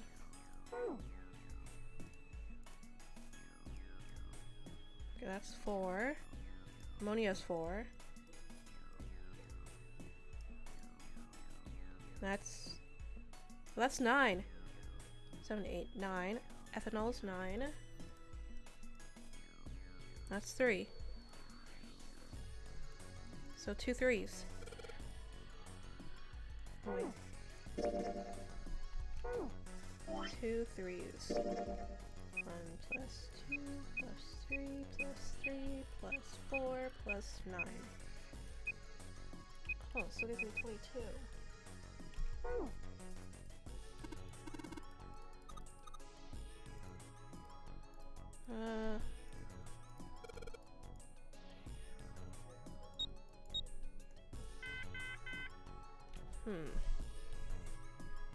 Oh! Okay, I think I know what I'm doing. Okay. It's gonna be 9, 3, 4. Okay, what's the order? Carbon, ammonia, and ethanol. Ethanol's last, so carbon is 3? 3, 4, 9? 3, 4, 9. Oh! Yeah! Got it! Okay, now we have all the parts. Okay, we can't combine that. You think we should go back? Yeah, I think that's probably best. Clover nodded and left. Junpei was about to follow her when he realized that Seven was following suit. Hey, Seven. What's up? Oh, He looked at Junpei distractedly and then back down at the brown bottle he cupped in his large hand. Is that a medicine bottle? I got curious about it. Here. In response, Seven tossed the bottle gently to Junpei. He caught it and twisted around to read the label. Ethylene diamine tartrate? Yeah, that's right. CDT. What kind of medicine is that? It's not medicine. I think it's an industrial strength detergent. Why would they have something like that here? Well, probably to clean stuff up. Clean what up? Fuck Blood. if I know. It looks like it's cleaned my brain up. Junpei looked up from the bottle. You remember something? Yeah. Seven nodded slowly and spoke. Well, I remember a story about EDT.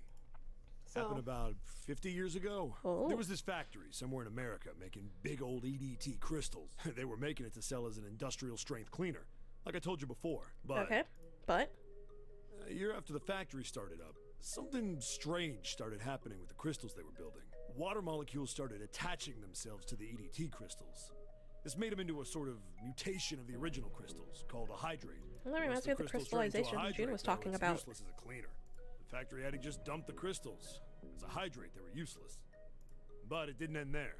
After that day, the same thing started happening in EDT factories everywhere. See? That's why I Even said ones remember nowhere things. near that first American factory. Hello, Latino game. Thanks for They've been following. making crystals the same way, with the same materials and the same equipment and environment. But now, all of a sudden, every single crystal they formed turned into a hydrate. Just like In fact, whatever she ever said since what that day, no thing factory she was anywhere talking has about. been able to make a pure EDT crystal. Even in EDT research done years before, they'd never gotten a hydrate. But after it happened at the first factory, it just... Spread. It was like... Man, how do you say it? Like the Mass molecules hysteria. were communicating with one another, transmitting information in a way humans couldn't perceive. This phenomena spread throughout the world, right? Junpei looked up at Seven with half a smirk. Seven stared at him dumbfounded. Yeah, that's it exactly. But how did you know? I heard another story, kind of like that one. When? In the freezer? What? Yeah, June told me. June told Seven the story he heard from June in the freezer in the kitchen. How one... That's the thing. Glycerin began to crystallize, and the story of ice that would melt at room temperature. Glycerin. Glycerin is it. Okay. When Junpei was done, Seven looked thoughtful and absentmindedly rubbed a scar on his Ice chin. that doesn't melt at room temperature, huh? Ice That sounds night. familiar. Yeah, hold up. I feel like I can remember something. It's right there. Seven squinted. His eyes stared off into space as if he were trying to desperately to focus on something far away. Know about Ice 9? Do you know about Ice 9? Ice 9? Ice 9. Ice 9. Ice. Baby, too cold, too cold. Suddenly, Seven eyes shot open. That's it. I remember now. That woman, she's on this boat. Oh, she's talking about the girl! Woman? Alice! Who's Alice? Come on. The woman who won't melt at room temperature. Huh? It became clear to Seven that Junpei had no idea what he was talking about. He ran his hand across his face and took a deep breath. You know how the Titanic sank on April 15th, 1912, right? Yes. Yeah, more than 1,500 people died.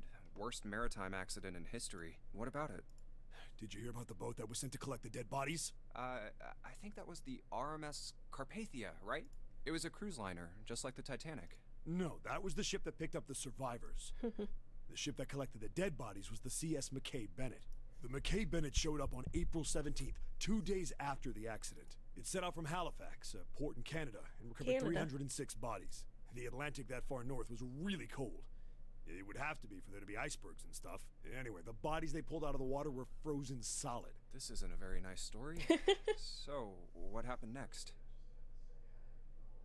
Well, they say the McKay Bennett recovered something more than just dead bodies. There were various bits of stuff floating around in the water.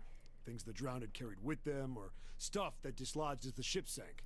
One of the things they found was a coffin. With Alice. Coffin. Yeah, a wooden one. The craftsman who made it must have been pretty skilled. It wasn't just a wooden coffin. It was all wood. No nails, no reinforcements, no gaps in the wood anywhere. The thing was airtight. The crew got pretty curious about what might be inside it and opened it up. They had to get a wedge and hammer it open. Inside, Was they Alice! found a woman. Or, I guess you should say, they found the dead body of a woman. Yeah, this game's really good. They have 3 games in the series, and they all have like different routes to end. Like It's like the game that doesn't have just like one ending like Danganronpa, but it has like multiple. As you can see through the full flowchart. However, I pulled it up. Her hair was thick and black, and her skin rich brown with no I blemishes. think this one or has like signs of 5, 6 decomposition. endings. They say that she looked gorgeous, like a goddess. She was obviously dead, but everyone who looked at her said she just looked like she was sleeping. Her skin was so lifelike, she looked like she might wake up any minute. And she didn't, though.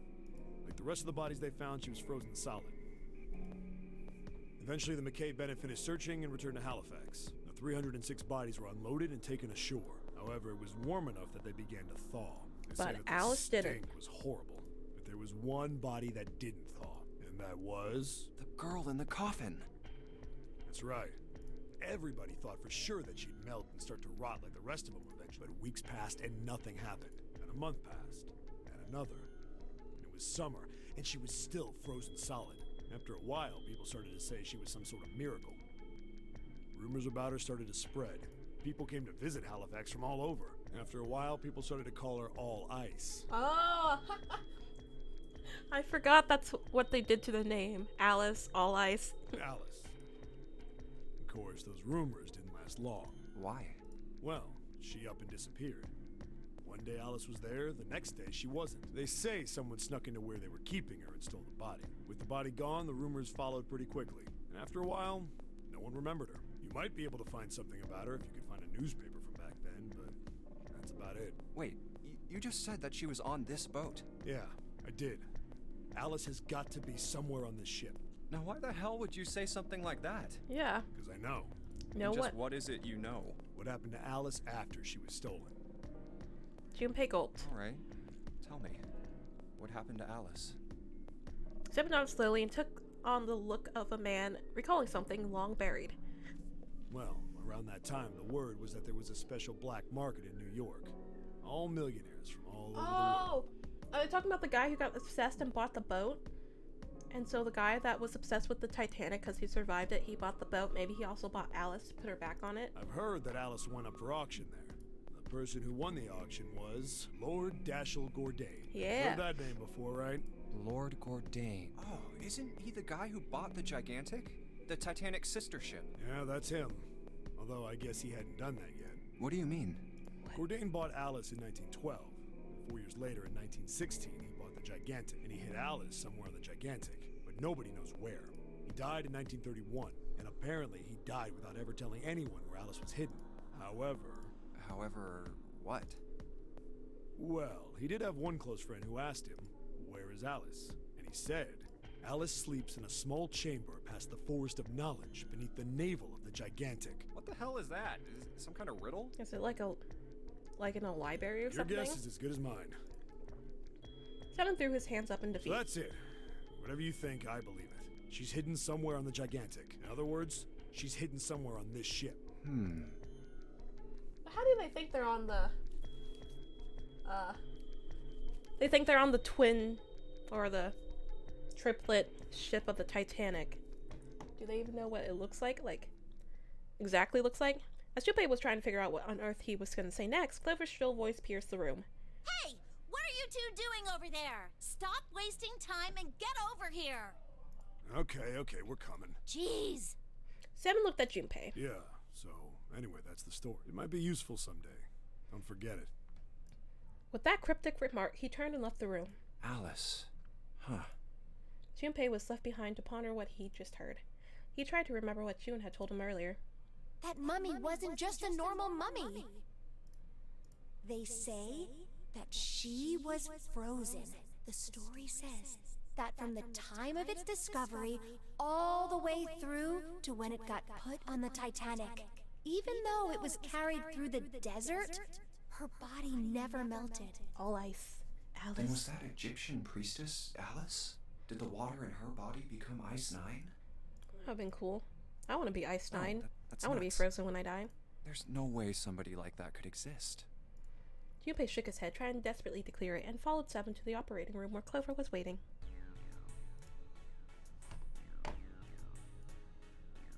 Okay. I got it! Yep.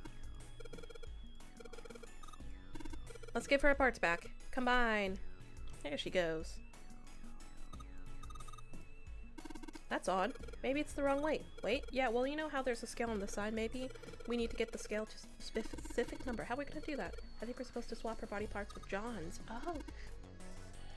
Operating instructions. Supreme will display 2 medical mannequins. You can switch their body parts by selecting the part you want to switch out. Okay. Wait. I need to look at my notes. Okay. He needs to be 51.3, and she needs to be 53.2. 51.3, 53.2. Okay.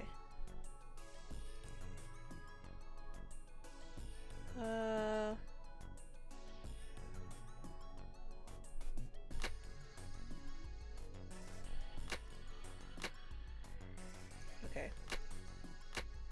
We're just gonna play around for a bit. Well, it's almost close. Okay.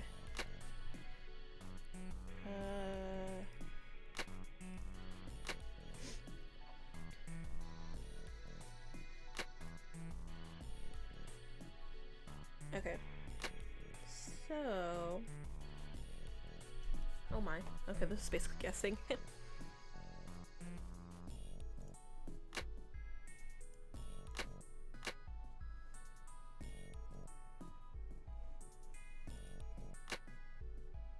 No. Let's do that. Oh, this needs to be 51. Yeah, 51.2. Okay, what if we just give them both her legs?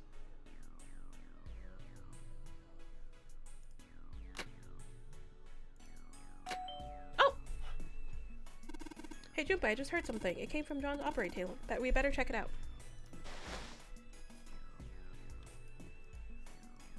Probably in this. Huh? The lid on the scale. Key! Hey, it opened. Okay, I get it. It must have opened because we matched John's weight to the weight on the chart. Are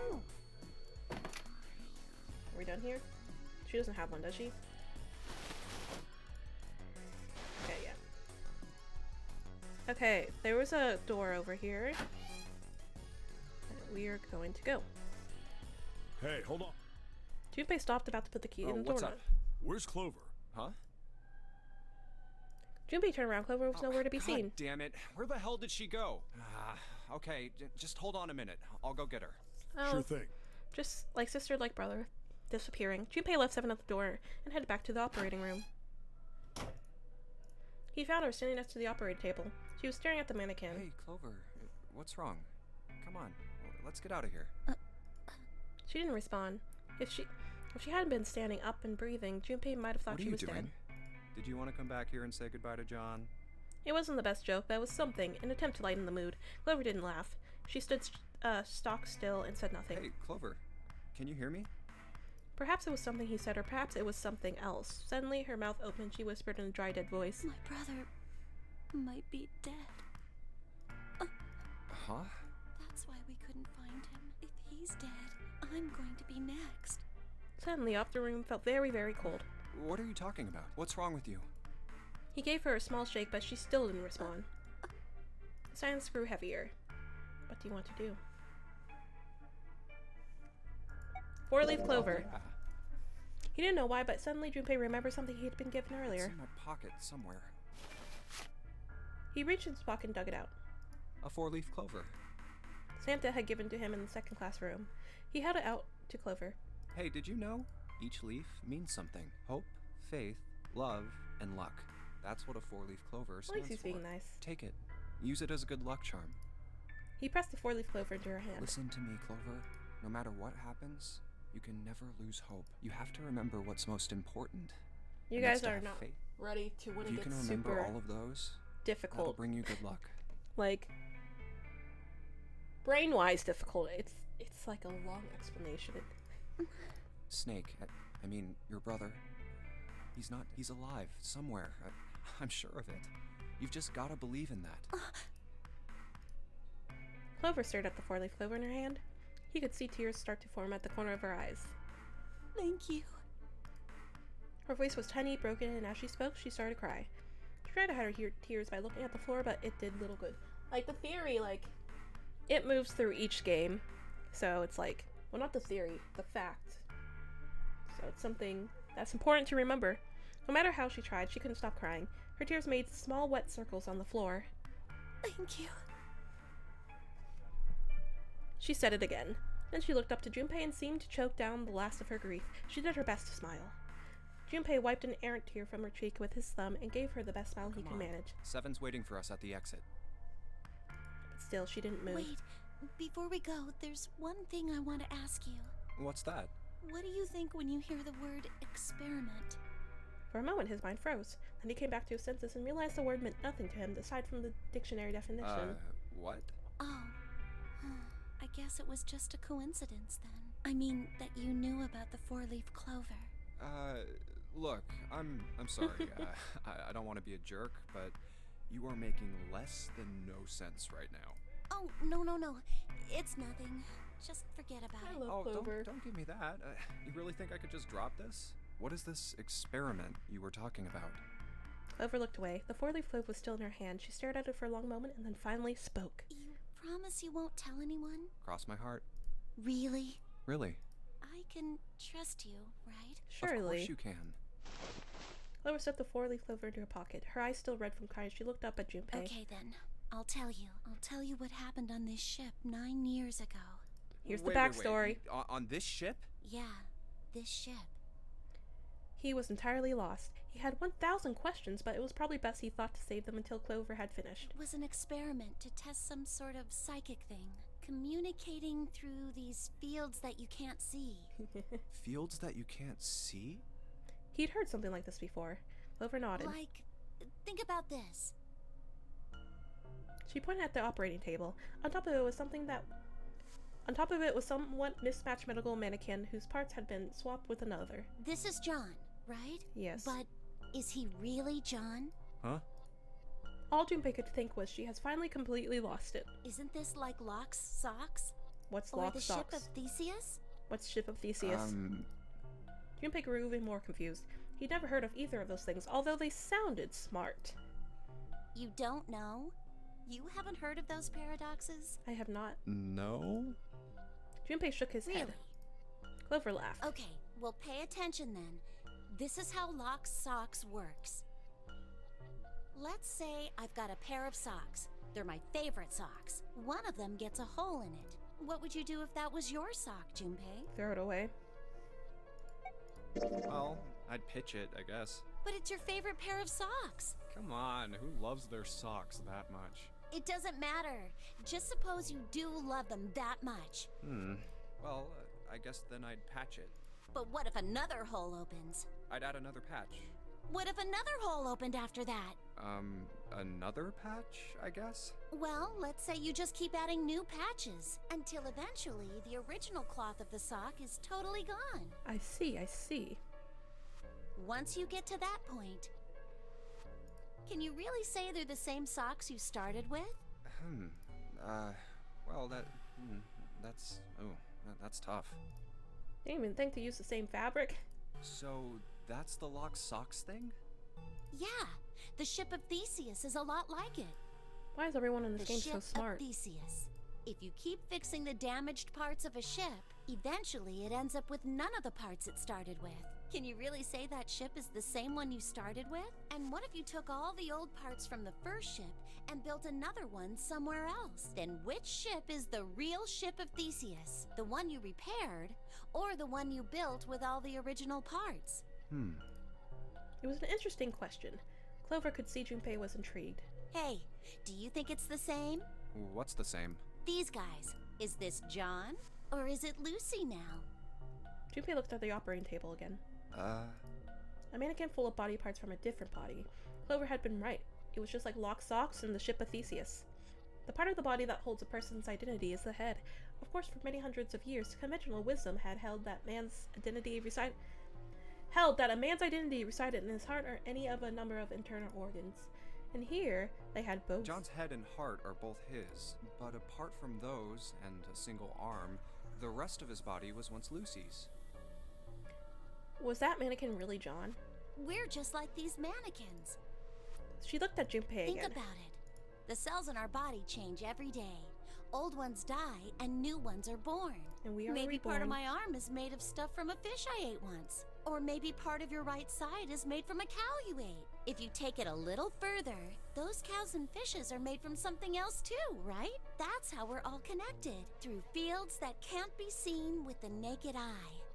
The silence was broken by Seven. Hey, what the hell has taken you two so long? Seven's head appeared in the doorway. He was not happy. How long are you gonna make me wait? We don't have time to screw around. Junpei and Clover looked at each other. Clover looked at Junpei as to say there was more she wanted to tell him. She shook her head. Whatever she had to tell him, she didn't want to tell him in front of Seven. Seven seemed to catch on. Oh? What were you two doing? Was this some sort of secret meeting? No, it wasn't. We were just Just... playing with the mannequins. Huh? Let's go, Junpei. What a great excuse. Seven stared after her, then turned to Junpei with an amused Playing expression. with mannequins, huh? Didn't know you were into that kind of thing, You're a dick. Junpei dashed past them and traced Clover's path out the door. With a short let, Seven followed him. They stood in front of the door. Junpei took out the Jupiter key. Alright, I'm gonna open it now. You don't need to keep asking, just do it, alright? Fine then. He slid the key into the keyhole and turned it. He felt it unlock. The door opened with a soft, melancholy creak. Beyond it lay a simple white hallway. There's no white. There was no fanfare or confetti. Obviously, there was no one there to applaud them. They simply walked through the door, that was it. Alright, let's get going. Hey man, what's up with you? You're so serious, you know? Can't you sound more happy, you know, get a little excited? I mean, we're gonna die in 5 hours if we don't escape the ship. Not really. Junpei turned away from Seven and took his first step down the simple white hallway. My brother might be dead. I'm going to be next. Clover had told him only a few minutes before that her brother was probably dead and she was likely to follow him. Like hell I can. Not after hearing something like that. You found it. Oh my gosh. They left the operating room. The hallway took them around several corners and past several doors, but they were all locked. Here too. Every door in this place is locked up tight. How about that one? The final door was hidden in the corner of the hallway. May as well give it a try. Junpei grabbed the handle, and as he made to push it open, a voice stopped him. The voice came from behind him and belonged to neither Seven nor Clover. Jumpy! Huh? He spun around. He saw someone running toward him from the other end of the hallway. There were 3 people coming toward Junpei and his companions. June? And Santa? And Lotus too! They pulled up short in front of Junpei, breathing hard. Whoa! What the hell is this? What are you doing here? He escaped. We didn't... Before he could finish, Clover spoke. Hey guys! Could you come take a look at this? Are there more numbers? She was standing near the end of a small hallway that branched off to the right. The rest of them ran over to curious as to what she Look on the found. wall here. There was something on the wall at the end of the hallway. A map of the ship's interior? It says C deck. So it's the map for this floor then? Door 7. And... What? Door 8. Yep. Oh. They both eventually end up at this hallway. I was like, where's the other door? This is the blurriest Yeah, map ever. Isn't that what I said? We aren't going to be split up permanently till we find door 9. We might get separated for a little while, but we'll see each other again. Otherwise, we won't be able to open door 9. And that's how the nonary game works. I see. Junpei looked at the map of the ship's interior again. Wait a sec. Hey, could this... As he looked more closely, his surprise and excitement gave to weariness. Oh, You've got to be kidding me. One by one, the others saw what he'd seen. We may as well go. yeah. They moved as Oh, one almost for the forgot. door. We should keep this. He pulled the map of the ship's interior off the wall, put it in his pocket, and followed the others. Didn't we already have one? The 6th of them stood in front of the door, arrayed in the semicircle. Santa stepped forward. He took hold of the door and spoke without looking back at the other Ready? 5. I'm gonna open it. Slowly, all 5 nodded their silent assent. With a deep breath, Santa threw open the door. Oh wait, doesn't this lead back to Ace? I think that's what it is. They poured through the door and into the room. Even without looking around, each one of them knew where they I were. knew it. They were just where the map had said they would We're be. back.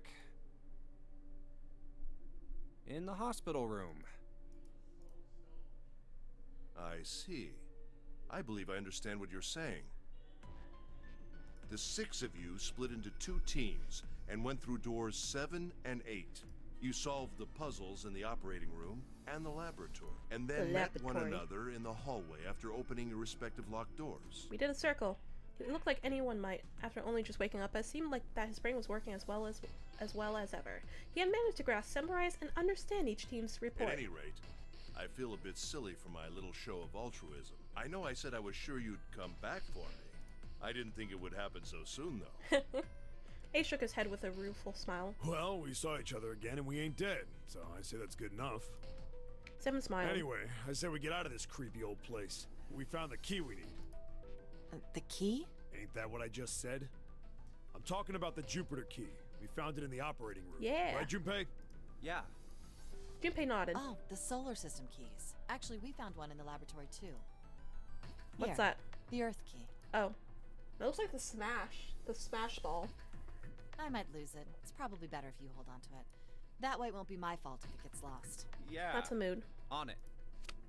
With that, she pressed it into Junpei's hand, slightly less than honored. Yeah, we have 3 keys that we haven't used yet. Yeah. The Jupiter key that we found in the operating room, the Saturn key card we found in the kitchen, and the Earth key Lotus just gave me. Was there even a keyhole for the Jupiter key up here? I thought it was the key card that we're looking for. He tucked the new keys in his pocket. The Jean Jupiter spoke key up. is supposed to be for the door at the end of that long, straight hallway, right? Okay. Yeah. If the map's right, then it connects to the central staircase. Then, next to the stairs... Wait! They were the first words anyone had heard out of Clover in quite some time. Her face suggested they weren't going to be very happy words. What about door 3? Look, you saw the map, right? It's the same as 7 and 8. Just lead us back to the big hospital room. There's But what's no in point there? to seeing what's on the other side of that door. There is a point. At least there is for me. There were tears in her eyes, but she glared at Seven as hard as she could. Just the same, she looked very much like a frightened puppy. There wasn't a man alive who could have resisted those eyes. Seven looked at everywhere in the room except at Clover and muttered and coughed apologies under his breath. Yeah, you're right. I'm sorry. Snake might be on the other side of door 3. Clover nodded once. The next person to speak was Ace. Very well. I'll be coming with you then. I've had a nice long rest. I think it's time I was up and about again. So 7, you'll help me, won't you? Huh? Junpei did the calculation quickly in his head. 4 plus 1 plus 7 equals 3. It looked like 7 was doing them too. At last he gave up. Damn. Well, I guess that's how it's gotta be. Oh, ow, my nose. Wait, I know what ending I'm gonna get. I'm going with you, huh? Yes, you are. Alright. Crap. Let's get... And so it was decided that Clover, Ace, and 7 would discover what lay beyond door 3. Okay, we're heading out. Be careful. Whoa. Didn't think I'd be hearing that from you, Lotus. Don't let it go to your head. I'd be in trouble if the 3 of you bought it. The rest of us can't open the 9 door. Ah, the truth comes out. 7 nodded, and as if this answer made much more sense, and pulled the lever on the red. I think I know what ending I'm getting. Yeah, I definitely went the wrong way. Okay, we're off. The door opened, and Ace, Clover, and 7 jumped through it.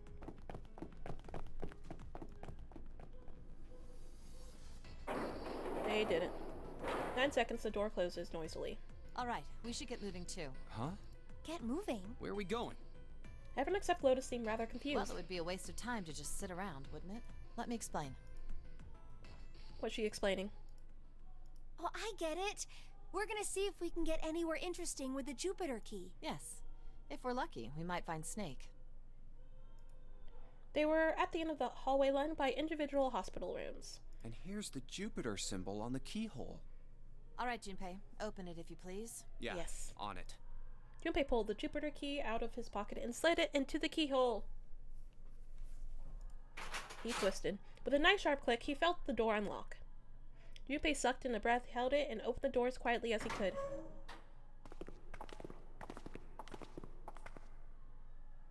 Inside was exactly what he expected to see from the map of the ship's interior. They were in a tremendous hall, almost like a ballroom with a massive central staircase. Great, back to the beginning. You sure this is a good idea? What do you mean?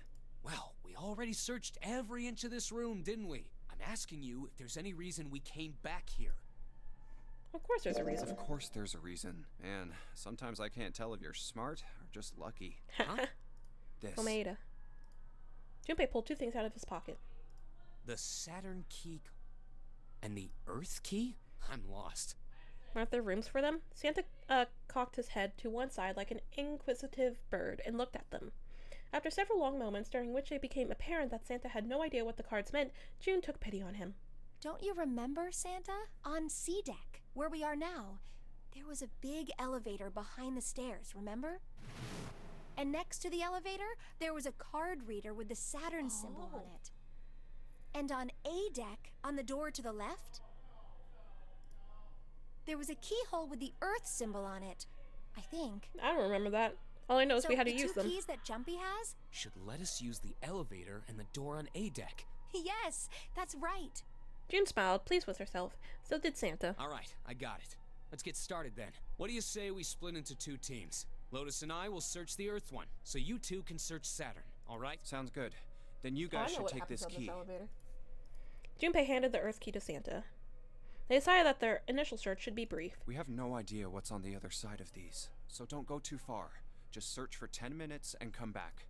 Plan decided, the 2 teams split it up. Junpei and June headed for the elevators. Then let's try out the Saturn key card. I mean, what else would we try out? It's the only key card we have. Great! It looks like it's working now. All right.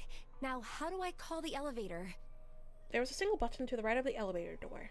Oh, it only has the upside-down triangle on it. I guess there's no up button. Well, we may as well try pushing this one. Is it gonna be flooded? The door slid shut, and they heard the grinding of the motor as the elevator car moved down.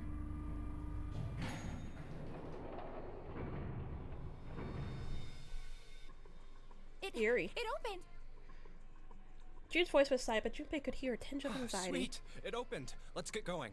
He grinned at June and stepped toward the open door. As he was about to step foot in it, he felt a hand on his arm. Wait. What? I'm not really, I just, oh gosh. Junpei was at something of a loss. What could she possibly be so frightened of? Being locked up alone with a boy, they could only go down. She was afraid because the only elevator button pointed down. That meant, of course, that the elevator couldn't go any higher than the floor they were on. As he thought about it, Junpei realized he hadn't seen elevators on A or B decks near the central staircase, all of which meant that the elevator could only convey them to the lower decks. Come to think of it, the lower floor, D deck, is completely underwater. An elevator heading to a submerged floor. That is pretty scary. Hey, wait a minute. This elevator came up from somewhere under us, right? Well, yes. It didn't open right away after you pressed the button. There was a motor noise, like it was moving, and then it opened. Yeah, exactly. Yes. So, take a look inside. Junpei jerked his head towards the interior of the elevator. It's not wet at all, is it? The walls and even the floor are totally dry. Oh, you're right. They are. She looked around the elevator, slightly embarrassed. Well, let's test it. Test it? Yeah, watch this. Now, I'll just put one foot inside the elevator and look over at the buttons. Oh, there's only 2, E and C. All right, I'll push E. He pushed the E button and jumped out of the elevator. The door slid shut and they heard the grinding of the motor as the elevator car moved down. There it goes again. I think I can hear it opening on E deck. Okay, that's done. Now I'll just press the button again. And it's gonna be dry. A few minutes later, elevator returned. Yep, not a single drop of water to be seen. See? Junpei couldn't resist puffing out his chest just a little bit. June, however, still looked confused. What does that mean? How can E deck be safe if the D deck is full of water? Well, separate room? Here's what I think. The elevator shaft and E deck must be watertight and separated from wherever the ship's been punctured. Here, let me show you. He pulled out his notebook and pen and sketched out a rough illustration. That looks terrible. I see. So is that why the ship hasn't sunk? The shape of the inside keeps it all from filling with water? Yeah, I think that's what's going on. Where did he get a notebook? Where did he get a pen? What the heck? I'm gonna go down and check it out. You stay here, alright? But... Come on, just do it, alright? He gave June's shoulder a reassuring squeeze and hopped onto the elevator. He pushed the E button and the door began to close. June looked worried, her eyes darting back and forth as if she was trying to make a decision when suddenly... I'm coming with you! Huh? At the last possible moment, June dashed forward turning sideways just in time to slip through the gap between the closing doors. Hey, wait! Junpei jammed his finger against the open button, but it was too late. Ah, crap. It closed. The door had shut, and he and June were in the elevator, and it was headed down to E-Deck. He was so surprised by June, he didn't even have time to think about what awaited him on E-Deck. I can't just let you go alone, you know. Why did he want her to stay? That's my question. She's smarter than him. The elevator stopped, and the door slid open. Then tentatively, whatever, stepped out and looked around. Looks. No fish going about their fishy business, or jellyfish floating lazily through the water. There was, however, a blowfish, or at least something that looked very much like one. June's cheeks were puffed out, and her mouth a tiny, intense frown. Oh, knock it off. It's just like I thought. This part hasn't flooded. Come on, just look around. There's no water here. June looked around nervously, then... You're right. It's not flooded at all. See? But there's a whole lot of water. Yeah, right on top of us. What's gonna happen if the ceiling breaks? I don't know. Junpei thought about it for a moment. Probably die. Oh no. Don't be so casual about something like that. It'll At any happen. rate, we should probably go back as soon as we can, once we're done looking around down here. Yep. Lotus and Santa might already be back. Okay. Now then. Junpei glanced around the room they found themselves in. The first thing he noticed was a set of thick iron bars. They ran the length of the room, separating the left elevator from the right one. Bars. Well, we can't go over there. Right. Then maybe. In the corner of the room that housed the elevators, Junpei found an opening. He walked up to it and stuck his head around the corner. It looks like there's a long straight hallway down this way. Something's written on the door at the end. Wait, is that... Let's check. Junpei and June set off down the hallway at a brisk clip, somewhere between run and a jog. Before long, they found themselves in front of the door. Oh, it was a number written in bright red paint, 6. I knew it! This is a numbered door. And indeed, there was a red bolted to the wall next to the door. But we can't do anything with only the two of us. We better head back and let everyone know. Yes. Junpei and June turned and headed back to C-Deck. Wait, what's this? On the way back, Joe noted a map on the wall. Is this the map for E-Deck? I should take it with me. I want to see it. Share. Huh, so you guys found door 1. They met back up with Santa and Lotus, who had explained what they had found. Apparently, there was another numbered door in A-Deck, just like the one on E-Deck, beyond the door that the Earth Key opened. According to Santa and Lotus, there was a 1 on the door. So now we've located 2 new doors. The 6 door and the 1 door. You know, it is interesting that E-Deck wasn't flooded. Lotus was quiet for a moment, lost in thought. Well, we don't really know if all of E-Deck is safe. We only checked the area around the elevator. Even so, it's still very interesting. You said the 6th door was there, right? Yes. Then that means Zero planned all this out. Even the sinking. That would have meant some pretty serious remodeling of the ship's interior. It's True. pretty mind-blowing when you think about it. Yeah. I wonder how long it took. I can't even imagine how much it must have cost. It would have been a ton, that's for sure. That's well, your that idea? does go along with what Ace was saying. The most reasonable explanation would be that this was done by some organization with access to a whole lot of cash. Yes, it does make sense. That thought made them all go quiet for a moment. June bit her lip while Lotus sighed softly to herself, and Santa cracked a stiff neck and stared off into the distance at nothing. Where's the others? I want to meet them now. I don't think it's a very good idea to stay here. June looked up at Junpei with her large bleeding eyes. You're right. Ace and his team might be back already. Well, Junpei and I should be able to open door 1. I don't want to go through door 1. You guys leaving me behind? 8 plus 6 plus 5 equals 19. Just kidding. All right, let's go. Lotus' words were all the impetus they need. Back to the large hospital room they went. I want to go back with Clover, and I want to hear more, because she has more to say. Like, she has a bunch more to say. The moment they stepped inside, a tremendous voice echoed across the room. Hey! Where the hell did you guys go? It was 7. Oh. What's his name? Snake. No Snake. Ace was right behind him, and Clover was behind Ace, although she seemed to be hanging back. What's wrong? It looked as though there was something strange about them. 7 had the look of a man who's seen a ghost. Ace was just as pale, and Clover looked as though she was only moments from passing out entirely. For a long moment, they simply stood there, looking at one another. Junpei looked around nervously, waiting for someone else to speak. No one did. He looked at 7.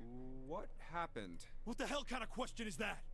Simon was trying very hard to be angry, but something had shaken him hard. His shoulders were trembling and his voice was strained. Snake is... Simon couldn't finish his. He just looked away, his face twisted by Junpei, wasn't sure what. Instead, Ace spoke. He took a deep breath, close to the eye, and spoke. Snake is... dead. He died, just as the 9th man did. It was as if all the air had suddenly sucked out of the room. Junpei felt his heartbeat quicken, and he realized he was having trouble breathing. He could feel his sweat beading on his forehead and neck. June, Santa, and Lotus looked the way he felt. All three were frozen in place, their faces white. Oh my god. That's not true, is it? We should make sure. Yeah, right. We should. They nodded to one another and headed for number 3 door. What? Why not? They stopped short and turned to look at 7. He was pointing at the door with no number. I stuck a screwdriver in there to keep the door from closing all the way. It's not locked, so you can go in that way. Where is, The shower room. The left side of the hallway. I put a broom in there, too, to keep the door open. Ooh, he's actually smart. That means we can get in without going through the numbered door, right? Yeah, that's right. then let's go. Their new destination cleared. Junpei and his companions headed for the door with no number. Once in the hallway, it's easy to spot the metal door on the This left wasn't wall. open when we passed here before. But now, just as 7 had said, there was a broom stuck between the door and the metal frame, keeping it open. Let's keep going. They looked at it for a moment, then stepped inside. Oh, it smells horrible. Lotus wrinkled her nose and covered her mouth in disgust. Even Santa pinched his nose shut. Ugh, yeah, this is pretty awful. It was just as bad as they said, perhaps worse. A hideous smell filled the air so thick they could almost taste it. It was sour and smelled of fish, feces, and burnt meat. It worked its way through Junpei's nose and down his throat to pound against the entrance to his stomach. Ooh. He put his hand over his mouth and struggled to keep what little was in his stomach where it belonged. Where is he? Where's Snake? Oh, they didn't have to wonder where the body was. There. LLR 11037. There was blood everywhere, a few arms of splatter reaching toward them as they walked in through the door. All one had to do was follow the many radial arms to their source. The body itself was hidden behind a divider. June, you should stay here. But... Please, just do me a favor, okay? Alright? He didn't give her a chance to say no. He put his hand on her shoulder as if to shove her into the ground like a tent pole, turned and walked towards the end of the divider. I'm going in.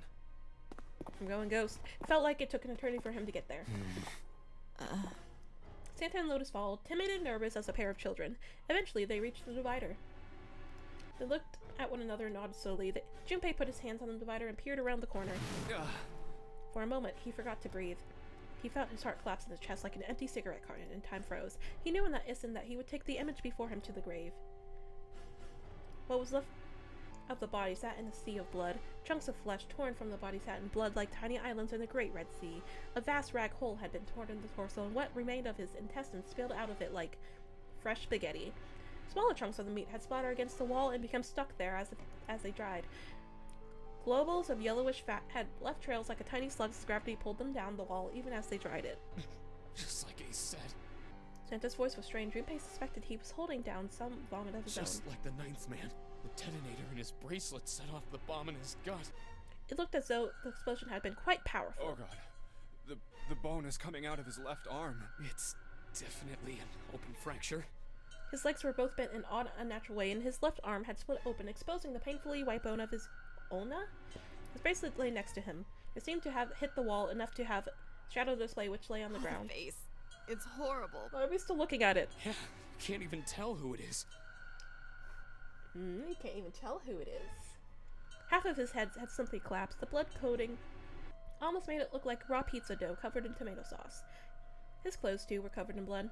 The burgundy tie, the white shirt, the jacket with the yellow piping, and the gray slacks. But the clothes are... They were all familiar to Junpei. No mistake about it. It's Snake. Lotus's voice was unnaturally deep and strained, and Junpei heard it catch in her throat.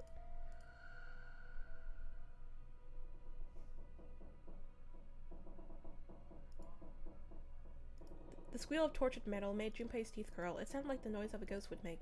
No matter how many times he heard it, he never got used to it. Every time it put him on edge. It didn't help that there was a girl nearby who looked far more like a ghost than a living human should. It was Clover. She sat on the edge of the bed, her head drooping listlessly onto her chest. Her eyes were blank and stared across the room at nothing. Her breathing was slowly and mechanical. Aside from the rise and fall of her chest, she didn't move. Junpei felt as if a huge nun might have caused her to shatter into 1,000 pieces. Snake was probably murdered. Chances are he was killed the same way the Ninth Man was. Seven lowered his voice, likely in an effort to keep Clover from hearing what he had to say. There were 4 other people in the room with Junpei and Seven: Ace, Santa, June, and Lotus. Seven looked at each one of them in turn and continued. It's pretty straightforward. Not that hard to figure out how they did it.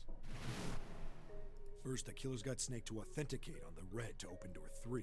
Then they shoved him into it, alone, and waited 9 seconds for the door to shut. Once that door shut, it was all over for Snake. But he didn't give up. He probably knew it wouldn't do him any good, but he probably ran into the shower room looking for the dead. It was a small chance, but it wasn't like he had anything to lose. Unfortunately, it didn't work. The detonator is only deactivated if everybody who authenticated when they went in uses the dead. Snake was the only one who went through the door, and then 81 seconds after he was shoved in, that happened. I see. So that's what you meant by killers, huh? You need at least 3 people to open one of the numbered doors, including Snake. It wouldn't open for Snake and a single killer. Yeah, that means we're looking at multiple perps here. Mm-hmm. Junpei crossed his arms and grunted. Well, just in case, I want to make sure. Let's say you're right.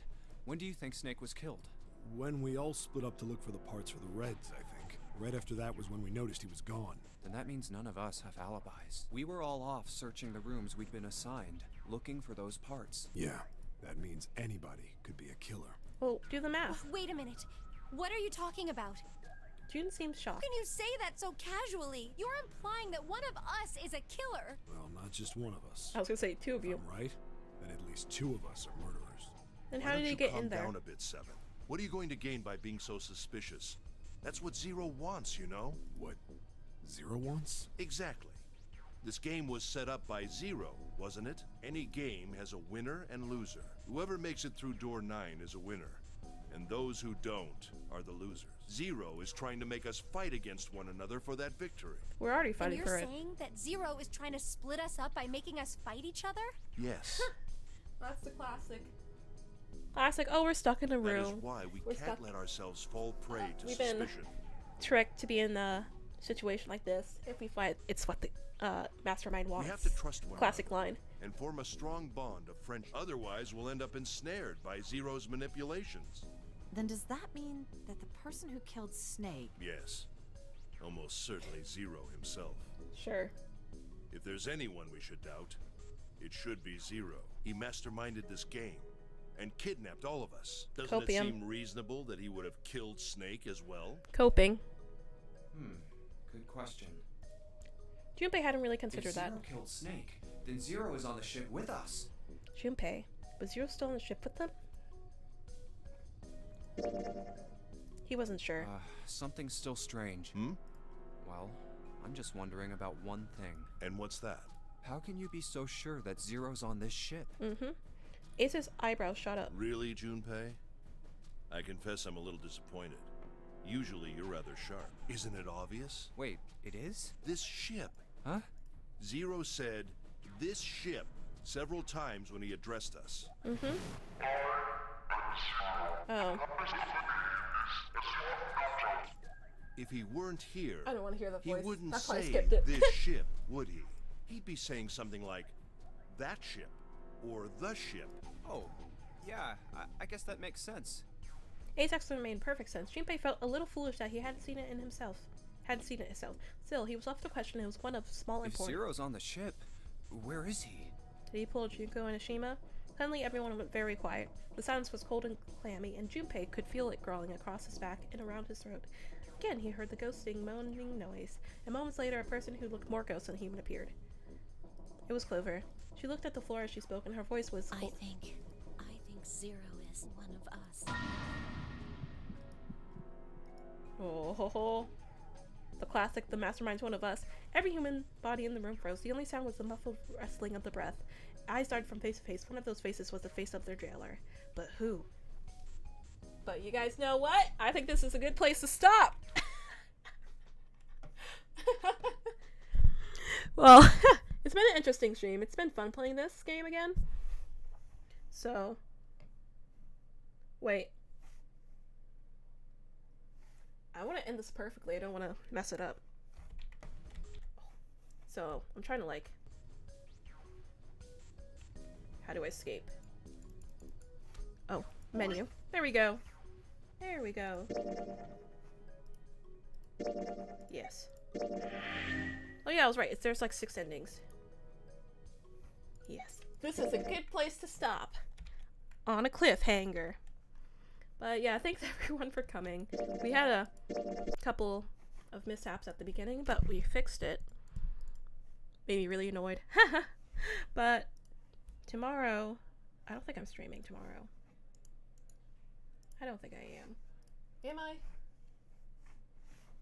Okay. What am I doing? Because I think I'm doing Tuesday?